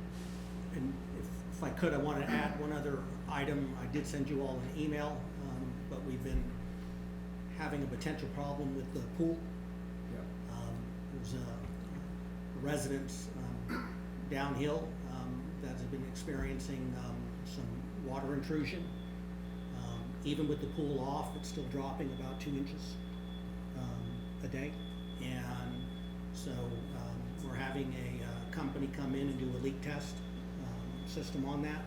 It'll be closed until then, and depending upon what the results of that are, we'll determine whether or not we can open that for the balance of the summer, or if that needs to be closed because there may be some significant repairs, and it's better to have it closed and stop the pump from flowing than to potentially create even a greater liability involving property owners on the south end that are having the water intrusion. So am I wrong, we're about 50 years in, almost, on this pool? 74, I believe, or 73 is when it was put in. Yeah. It's a long time. Do we have a contractor who built the pool? I wasn't. We were trying to here. research some information, and I was trying to figure out who built it. Yeah. But just want to let you know, so if you get calls and people say, hey, the pool's closed, Right. I mean, it maybe not bad that the weather's not hot right now, so maybe relieves a little bit of the demand on that. All right, any questions or anything?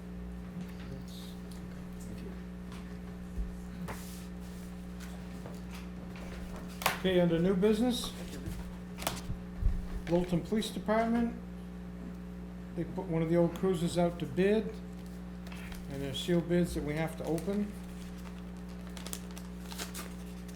On the state one? No. Sold to the highest bidder.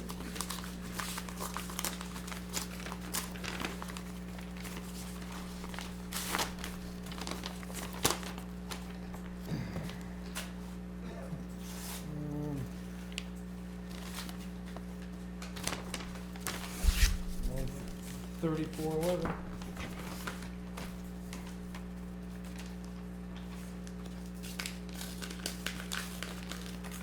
32.55. Okay.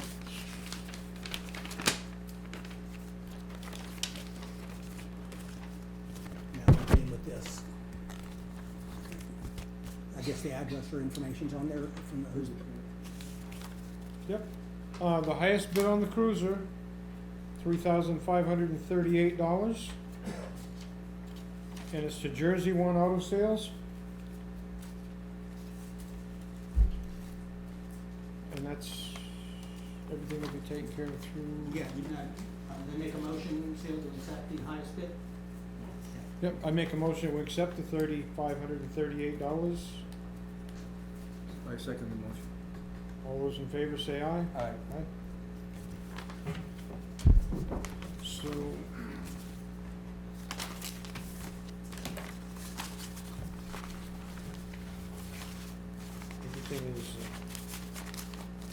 Everything is sealed, so that's the one. Yeah, that's the one that went in there. And these, those can go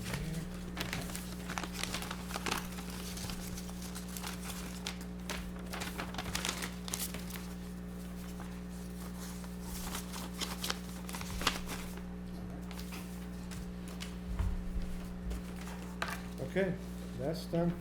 Littleton Fire Department, there's parking concerns on the River Glen.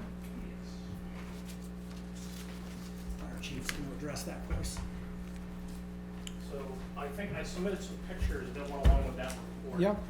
And basically what we kind of, internal discussion that we had with our traffic safety committee was that we have multiple occasions down on the River Glen where the traffic is very congested with parking down along there so that we can't get the ambulance down in towards the senior center of the River Glen home itself. I actually have Joe DeVoe here, who's the administrator of the River Glen, and one of the solutions I came up with talking with the police chief is a fire lane in that area can actually help for them for enforcement as opposed to any type of a speed limit or anything in that roadway. I spoke to Joe, and he was in favor of wanting to do fire lanes to kind of prevent that. The pictures that I took, I kind of submitted to you guys. They were random throughout the week, any given day, any given time in the night. And there's a lot of times we can't get a fire truck down there. The ambulance, there was one time we couldn't get the ambulance, so we had to have people move. So kind of wanted to bring it before you guys to talk about that because it will impact a little bit with the Sunday farmers market as well. And kind of an education component to the town to let them know that that one side of the road, if you will, on the river side itself is where we would post to put fire lane, no parking, just to keep that open. And basically where that property progressed toward the River Glen is pretty much from where the sign is, right after the parking area. all the way down to the senior center. So we thought was we'd bring it to you guys for discussion to let you know what the plan was, and I'll let Joe speak if he'd like to. But that's kind of where we're at. No, I observed it on Sunday myself and thought it was, be a hard place to get through. Yeah. Some evenings when I leave my shop, I know the free house is doing well, and Yep. so it's not just the Sundays. Correct. I see it quite often. Yeah. I was glad not to see my car in one of the pictures. Because it could have been. So does Freehouse, are they aware of the fact that there's a proposal to perhaps limit parking? Not that I'm aware of, unless anybody else in the traffic safety committee spoke to Freehouse.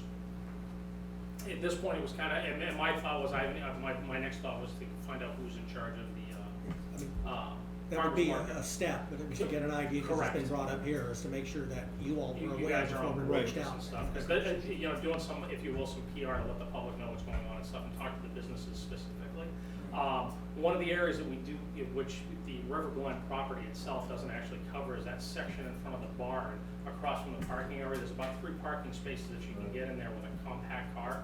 We've had cases where trucks and SUVs are parking closer up towards the Freehouse, and that creates an actual block to the lane for traffic coming through, and that would be more of a law enforcement thing for enforcement. I'm not sure what the best thing is there, but this was just for that stopgap measure down along in front of the River Glen itself. I mean, this is a slam dunk. I mean, this really has to happen on some level. Yeah, it really does. It's, we've had some, if you will, some pretty close calls of trying to get in there and stuff, and I'm just afraid there's gonna be a day where we're gonna have to abandon the ambulance to walk the crews down to kind of get in there with a critical patient, and that's where it's gonna become a little bit more challenging and detrimental. The road around the back, does that give you access? It does, but it's getting very limited, and my next step after this is I have to talk to the property owner back there where we have an easement. There's a lot of that tree growth that's coming in, that I'd like to go in and cut that so that we can get the bigger trucks in on the backside, and kind of looking to the future, if we do something with that road with expansion, that if there's a one-way road that comes through there, it's big enough to allow the larger vehicles to get in. Right now, I think the ambulance might be able to get through on the back there. I think we'd have a hard time getting one of the bigger fire trucks in there, or the ladder truck, which.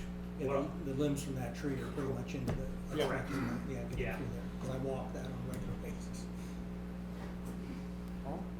Just point of clarification, if people are scratching their heads, River Glen is a private drive, if you don't know that. Right. So we can't enforce the vast majority of the state and town ordinances concerning traffic on that roadway. But we can enforce fire lane violations on private property. So we felt that that was the best option to go to keep that lane open so apparatus can get down there. And our other recommendation, I think, was speed bumps. Yes. On municipal property. It was gonna be on the municipal property with the option for the River Glen being able to put them out there. There have been reports that there's some people have been driving very fast through there when the traffic wasn't blocked. So we had some speed bumps similar to what's on Mill Street, if I'm not mistaken. Kind of what's out there, to put those same things in front of the senior center by the parking where it meets with the River Glen, and if the River Glen wants to put them in front of their facility, just to keep the speeds down. So this is just an FYI update. Yeah. If you guys had there was more work you wanted, or there was a different avenue, we wanted to kind of hear from you to see if you wanted us to do that, or if you'd like us to proceed with this plan and kind of move forward. Yeah, I understand your concerns, I really do. Yeah. I think probably ought to proceed. Yeah, I think it would help if we had a consensus, or at least a vote. Yeah. Then that way, So I make a motion that we go forward and exploring what needs to be done, come up with a plan. Okay. Second that motion. All in favor? Aye. Thank you. Good.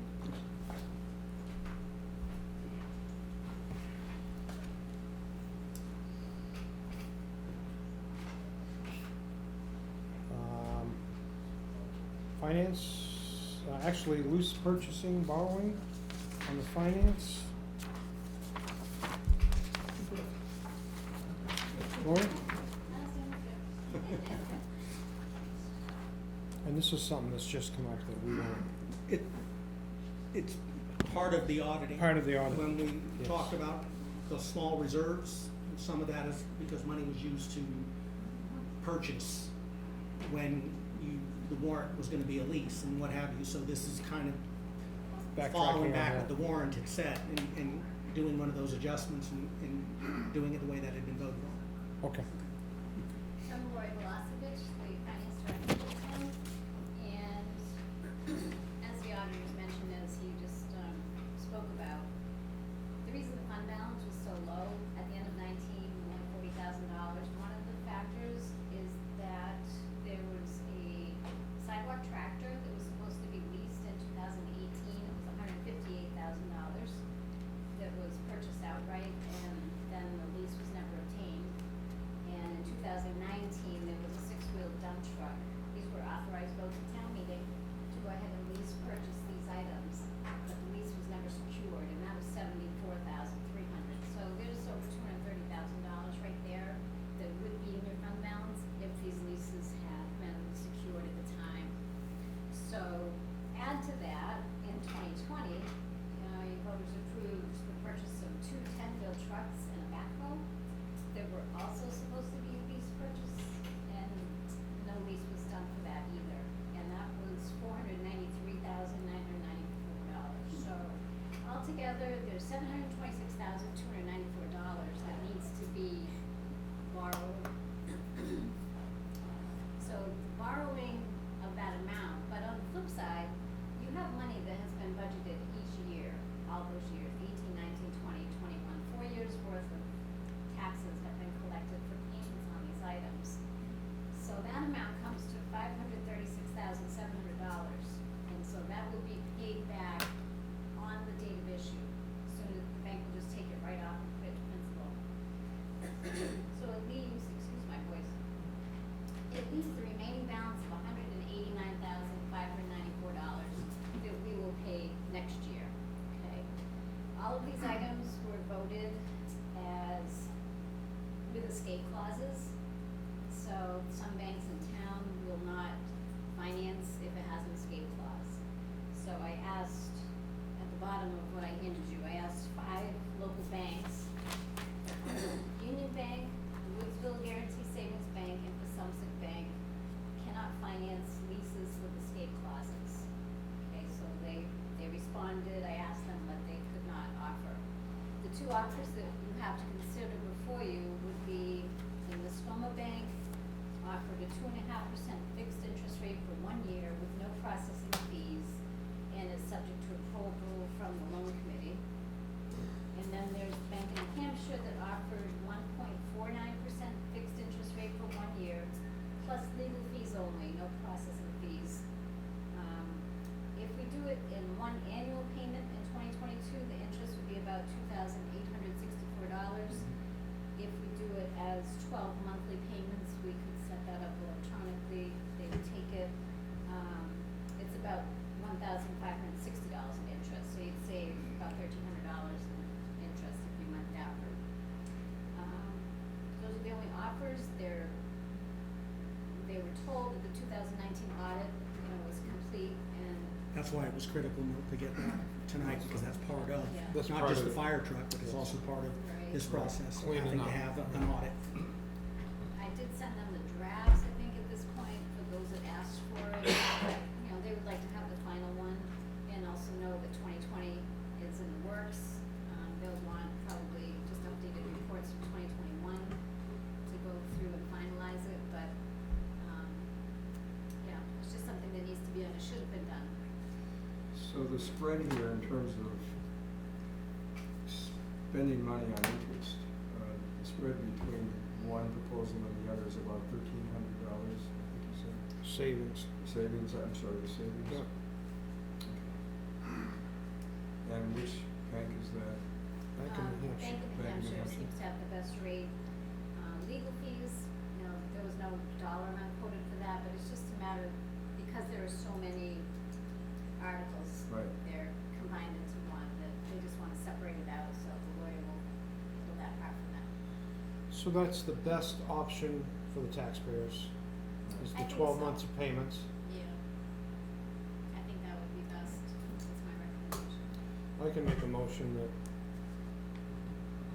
that we accept that Okay. and go with the 12 months of payments from Bank of New Hampshire. I'll make a second. I'll be able to do second. That's with the Bank of New Hampshire. Yeah. Can I ask a question? The way I interpret that stuff was, it was already asked for, but it was never brought to the selectmen. Already asked for in what way? Well, the way I understand it, the way you interpreted or read it off to the people that you was, it was not voted on by any of the selectmen. No, it's never been brought to them. That's right. Right. And they were entering into these things without a vote of the No. selectmen. This No. is where we got problems out of it up here. I'm You sorry, people, you they- misunderstood what I said. Banks were never approached, there was never any asking for borrowings, nothing was ever done about it. This came through on a warrant article, and we thought it was taken care of. These items were just purchased, the invoices were paid, but the funds were never secured. There was no attempt whatsoever to get borrowing to What cover. I'm saying is that they spent money in going into these things, buying them and doing it without any vote of the selectmen. This is what was happening. It was Okay, I happening see. by the actual town manager we had, and he was doing the stuff without any vote of the selectmen. The selectmen had no idea that this was going on. You need to write a letter to any town manager, and you need to be in control, and they should not be in a position of doing anything without bringing it back to the selectmen's audit. That's the problem that we've got. So I think in response to that is when you vote a town article at town meeting and it's Department of Public Works vehicle, and that authorizes the department head for the Department of Public Works to purchase that vehicle. He's authorized to expend that money according to the vote at town. Doesn't need to go. I don't think, I mean- I don't think you're right. I I don't think if you're right. you wanted to go The before. vote in turn was to appropriate and to pay. Right. That doesn't give them, any department, the rights to go and do any part of it. They have to go through the selectmen and vote. The bottom line is, it is going through them, it's here tonight. Yep. That's And- right. and we're- That's right. we're But doing it the way that They it- need to be writing a letter to you people and anybody in here on it, coming from the selectmen, on whoever they are, and saying the control is in the hands of the selectmen, and any things that come through, any of you need to be giving it back to them, and they need to vote on it. That's what was getting us in here. This is what happened on this San Souci thing now. It's gonna cost us $42,000 a year for the next 3 years out of the thing on it, and was never voted on. We finished the motion? We finished the motion. Yep, you said aye? I said aye. All right. Good. Okay. Bruce, let me give you a compliment that goes back 20-some years. The school board had a lease purchase on the building over at Lakewood, the accessory, I might call it accessory unit. And at the end of that, was it 5 years or 10 years? We bought the building, but we never asked the town permission. Mr. Hadlock stood up at a meeting and lectured us, and then the procedural rules were changed in terms of lease purchase amounts that a board, either a select board or a school board could. I never forgot it. You were on the board, and you should have been doing it, to make sure we get their hands slapped for putting a building up without getting permission to do so. But I'm new on this board, I just started a couple of I months. understand it. It's still there. You're right. So now we're on to finance on the 2021 budget reports. Yes, budget report should be attached. We're at 6 months into the 2021 budget. So ideally, what you're looking for is for each department to be at 50% or above, meaning that's how much of the budget has not been expended. So if it's at 50% or above, then that means they're on target. We do have 2 departments that are tracking just under, and one is in our human resources, where apparently the budget for workers' comp has come out higher than what was going in, than what was budgeted for. There are some numbers in the budget that you honestly look at history and you come up with a swag. it's a scientific wild ass guess. Yeah, Okay? Yeah. Versus a whack, Yeah. which means you make it up. And so sometimes you get the number as close as you can, but there was an issue there where workers' comp has come in higher than what was budgeted, so that department is showing at 34.4% of a budget remainder. And then the other department is fire, but that has to do with two positions that were allocated by the BOS to the fire department after the budget had been approved. And so it just shows then that their personnel costs are higher based on the funding of the two positions that I think were in reference to the EMS side. So the actual number was, at mid-year, $8,622 over what? Yeah, yeah. budget.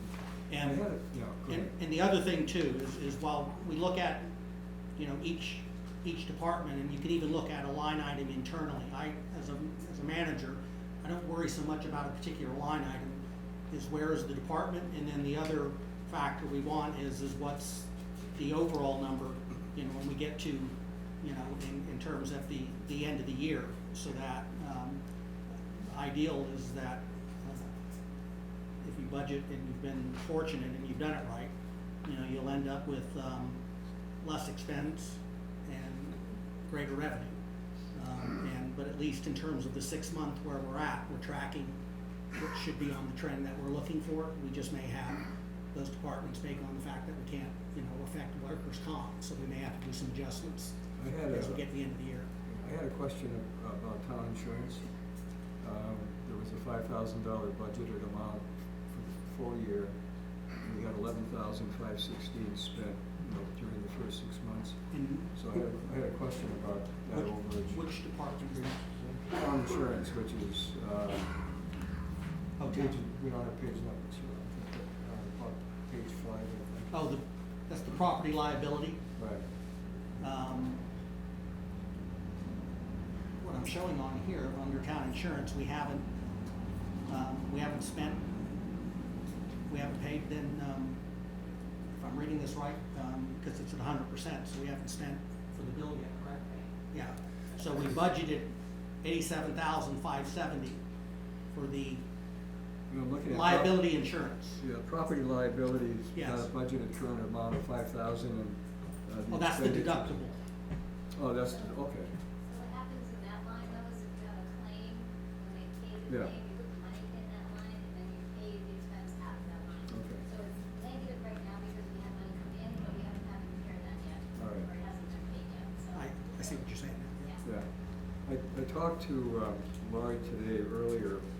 The two positions that are near and dear to me, the health officer and the zoning officer.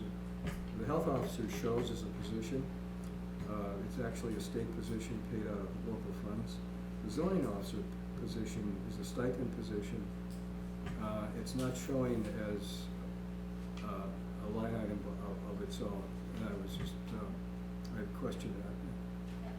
So I looked into that today, and the $7,500 stipend for the zoning officer is actually budgeted in the planning and zoning budget under Yeah. permanent positions. Okay.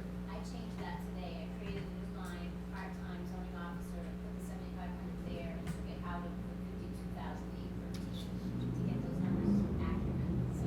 It's not even part-time. Stipend, 24 hours a day, 365 days a year, depending on who's making the phone call. Thank you, that's You good. adjusted that amount the last time you were a selectman. No, actually, it came in a little bit later, I think, but nearby. Not zoning, health was adjusted, but the zoning officer came a little bit later. Any other questions? Just to clarify that for the television audience or whoever's watching this, the stipend for a health officer in the town of Littleton was $2,000 a year. It's a part-time position. You deal a lot with tenants and landlords. This past year, we dealt with COVID. And there is one town in New Hampshire, which I want to identify, they pay their health officer $165 a year. So when you're in small towns, we're under an RSA that's different than the large cities like Nashua and Manchester where they have credentialed positions. Before when I mentioned that Katie has a bachelor's degree in public health, that's normally not the kind of person that fills those positions because you just simply can't pay them. Small towns like ours can't afford a health department. So you have a person filling the position, and they don't have to be credentialed in any way. So I felt when I leave this position, we needed to have a more competitive amount within the market, either looking for a retired physician or a retired nurse or a public health person who's part-time, who can take the position, because at $2,000 a year, it just, I took it when I was still a selectman because nobody applied for it other than one other person. So that's why we've raised these up a little bit, because they're just simply not competitive for small amounts. If you need a raise, man, we can give it to you. That's no problem. I didn't quite hear that, but I got a laugh at this. I said, if you need a raise, not 2,000, maybe 10,000, 15,000, we give it to you. Yeah. Because Well, you do a good job, very good job. Thank you. Oh, yeah. We won't be asking for any more. And to finalize that, as I told you, while you see the individual departments and a couple of line items, but the general fund itself is at 61.91. So we're, meaning, again, if the number is 50 or left. higher, that's the good trend we Yeah. wanna be on, okay? Good. Okay, Board of Assessors? Nothing? Other business?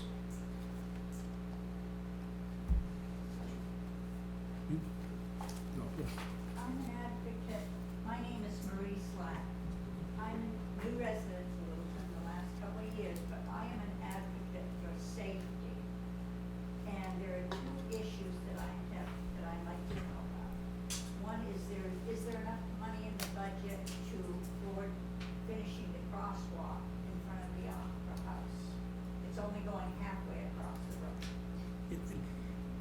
The reason there's been a delay on that is because the state's coming in to do work on that road over the summer, and so to have done that means then the state could have ended up messing that up. So that's why you're not seeing that completed right now, and the state is getting ready to mobilize on the work they're gonna do there on the bridge that could affect that. That's why that wasn't The other done. question or safety concern that I have, and I don't know who to address this to other than you people, is people coming from Whitefield Road down Union Street. We get a lot of huge trucks coming down there, and they're not doing 30 miles an hour. They're rolling right through town. And it's quite a ways down there before they get to the school zone, which they're still not doing the school zone speed. Can't you put a traffic light or signal up there at the top of the street like you do sometimes over on Highland Avenue by the activity field? Do you mean the speed sign that tells you what your speed is? Tells people what the speed is, and they certainly don't read the sign that says what they should be doing. But if it clicks and blinks that they're going way over it, I mean, somebody's gonna get killed, and that I hate to see. At the meeting tomorrow, I'll talk with the police chief. I know that they rotate that around and do it in Well, key it areas, needs to and that, definitely be no, and we take your comments. Up there for a good couple of weeks. Okay, And in front of that, sports place that's where the supermarket used to be years and years ago. Okay. With this, yeah. Yeah, there needs to be some diagonal lines there, so that people coming down from Whitefield and a vehicle is stopping to make a left-hand turn on Reddington Street, you just don't go buzzing right by you on the right-hand side. Somebody could be standing there to cross over, and they're gonna get hit. That's state highway, Let's stay. Yeah. state highway, not the town. Well, somebody needs to do something, Yeah. and I'm talking to the people that have the power. They can No, talk they to the can do state. nothing. I can't go out and pay. They can talk to the state. You gotta go to Lancaster. Go to Lancaster, they have the you OT over there, and you tell them what the problem, because you tell these guys, hey, with the chip, you cannot do nothing about, you know. Can You know, recommend. many years ago, and maybe going back 30 years now, we had a warrant article here in town to divert all the truck traffic from various directions. And it didn't pass, it had to go to the town for a while, as a warrant They article. still need It to didn't pass. go to the, adhere to the speed limit. And we have a problem when we live on from, Railroad Street. We're in the new mobile home park up on Crowview Drive. And when you come up Railroad Street, there is a steep hill coming down called Drew Street. I have complained about the foliage of the trees that are planted, evergreen trees that are planted there on the side of that hill. We cannot see the traffic coming down that hill till they're right there in front of us. They have no stop sign, no yield sign, and they say, well, it's been like that ever since the street was developed. Well, I'm sorry, but those trees have grown up over the 50 years that the street has been there, and they need to have 2 trees on the end cut, so people coming up Railroad Street can see that traffic beelining down the highway or down that street. You have it out here on the other side of Main Street, West Main Street. I mean, they have steep hills coming down, they have to stop, so why don't the people on Drew Street have to stop, or at least yield? They don't even have a yield sign. There's no stop sign at the end of Drew There's Street? no stop sign, there is no yield sign. In fact, I finally got them to come up and cut the bushes so that we could see where it says children playing slow. I mean, that's somebody's responsibility, not mine. Paul? We do have a safety meeting tomorrow. I do concur with their assessment of, Drew Street and Railroad Street. There should be a stop sign there. You're not gonna like it, but I think it should be on Railroad, and we'll discuss it tomorrow. Because people coming down that road in the winter can't stop. They'll slide through the intersection. Or if they slide through the intersection down it, but if they put on their brake, they might come a little slower.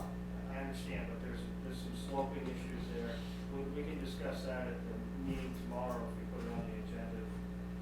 The issue with, speed on Union Street, that's probably one of the heaviest enforced roadways. You just can't be there all the time, but I certainly can show you statistically that road gets a lot of attention.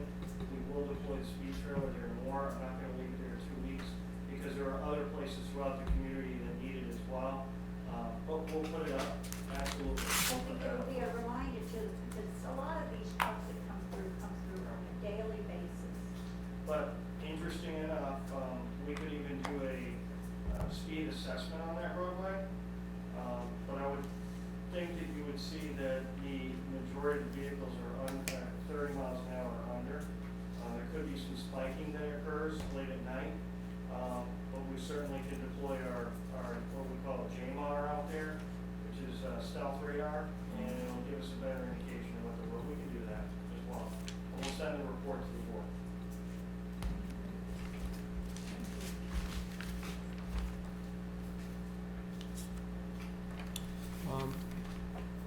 Would you like some contact information from her for follow-up? Is that, could you leave the contact information for some follow-up for you? Yes, I Okay. can. I've already spoken to Mr. Gleason before on the phone about the 911 addressing system that I'm not happy with. Give me a call, Okay, and then, so I'll make sure I've got your contact Okay. information, okay? All right. Good. Thank you. Any other public comment? Rudy? Yeah, but public comment, I've been seeing all over the papers since about 2 weeks ago, when, 2 weeks or 3 weeks ago, when the Last two- meeting.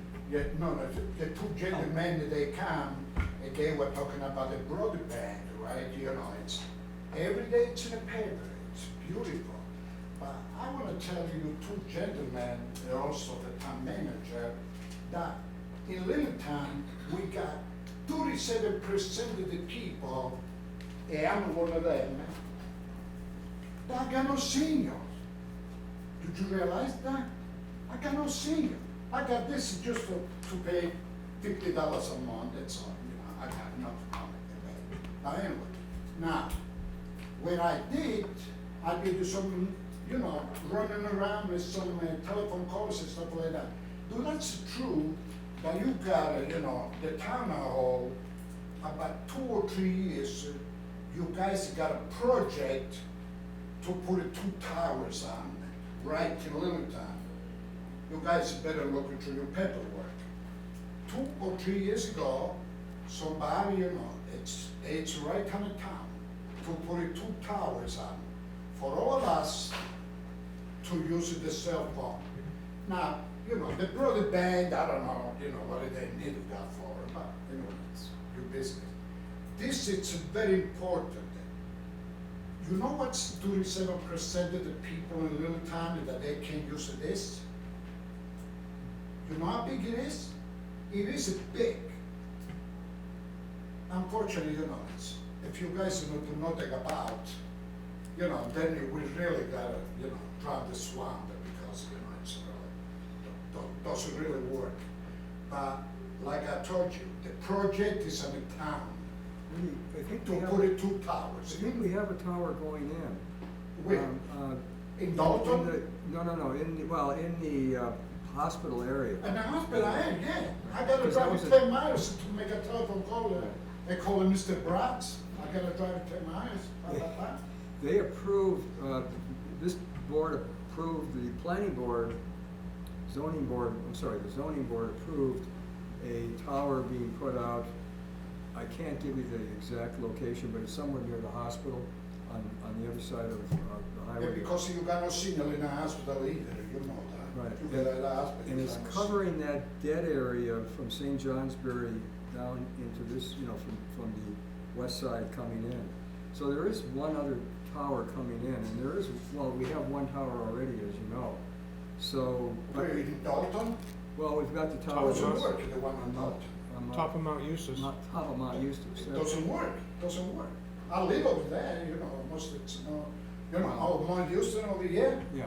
Oh, that's a good thing for you guys. It's a good for them, for the town, for the chief over here, and a couple other people. Not for me. But I live on 135. But I think that, the tower that's going up is gonna be helpful for you. And when it's gonna go up? Well, it's been approved, and I'm not sure where they are with the construction, but it's actually, been approved to be built. You're thinking maybe the next, Next few months. next few months? Yeah, well, Wow, Yeah, I take your words for it. there's a lot of projects that are on hold because of coming out of the COVID situation. This is COVID, man. There are supply shortages. But anyway, they were approved some months ago to build a tower, and that's gonna address that issue hopefully for you.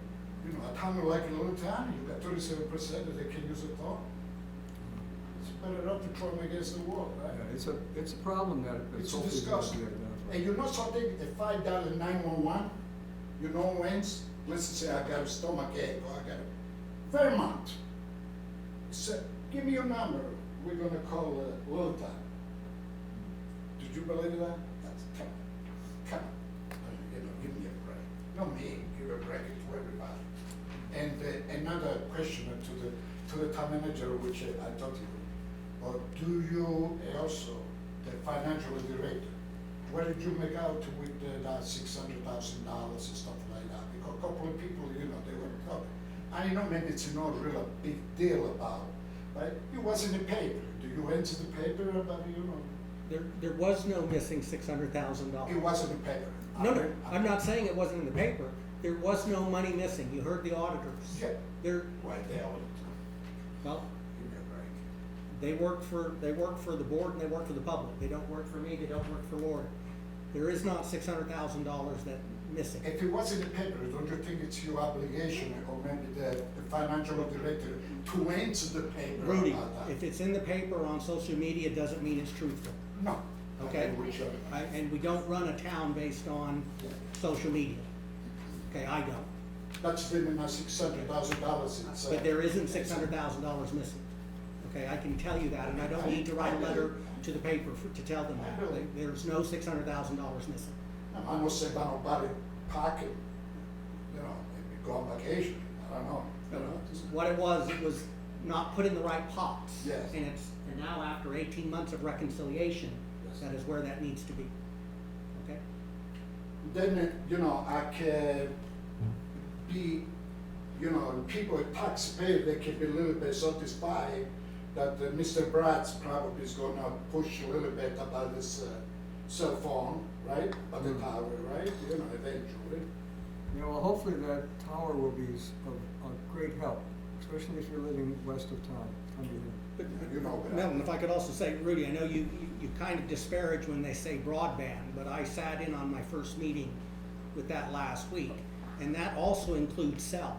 It's not just internet. It I is, ask a lot it of is, people, it and is, they say it's got nothing to do with it the is cell phone. communication in rural areas that there are gaps. I mean, and when you talk about the 27 or 37% of people, when school was closed and those children had to work from home, if they had no access to the internet, they're already behind the ballgame. So the idea of broadband is part of your infrastructure, improving the quality of life for everybody in the community, That's both from the when the business to the broadband is poorest. gonna bring the seniors to 125, Dalton Road, Littleton Road, whatever. The goal is to ensure that everybody in the North Country has reliable and cost-effective internet access and cell access.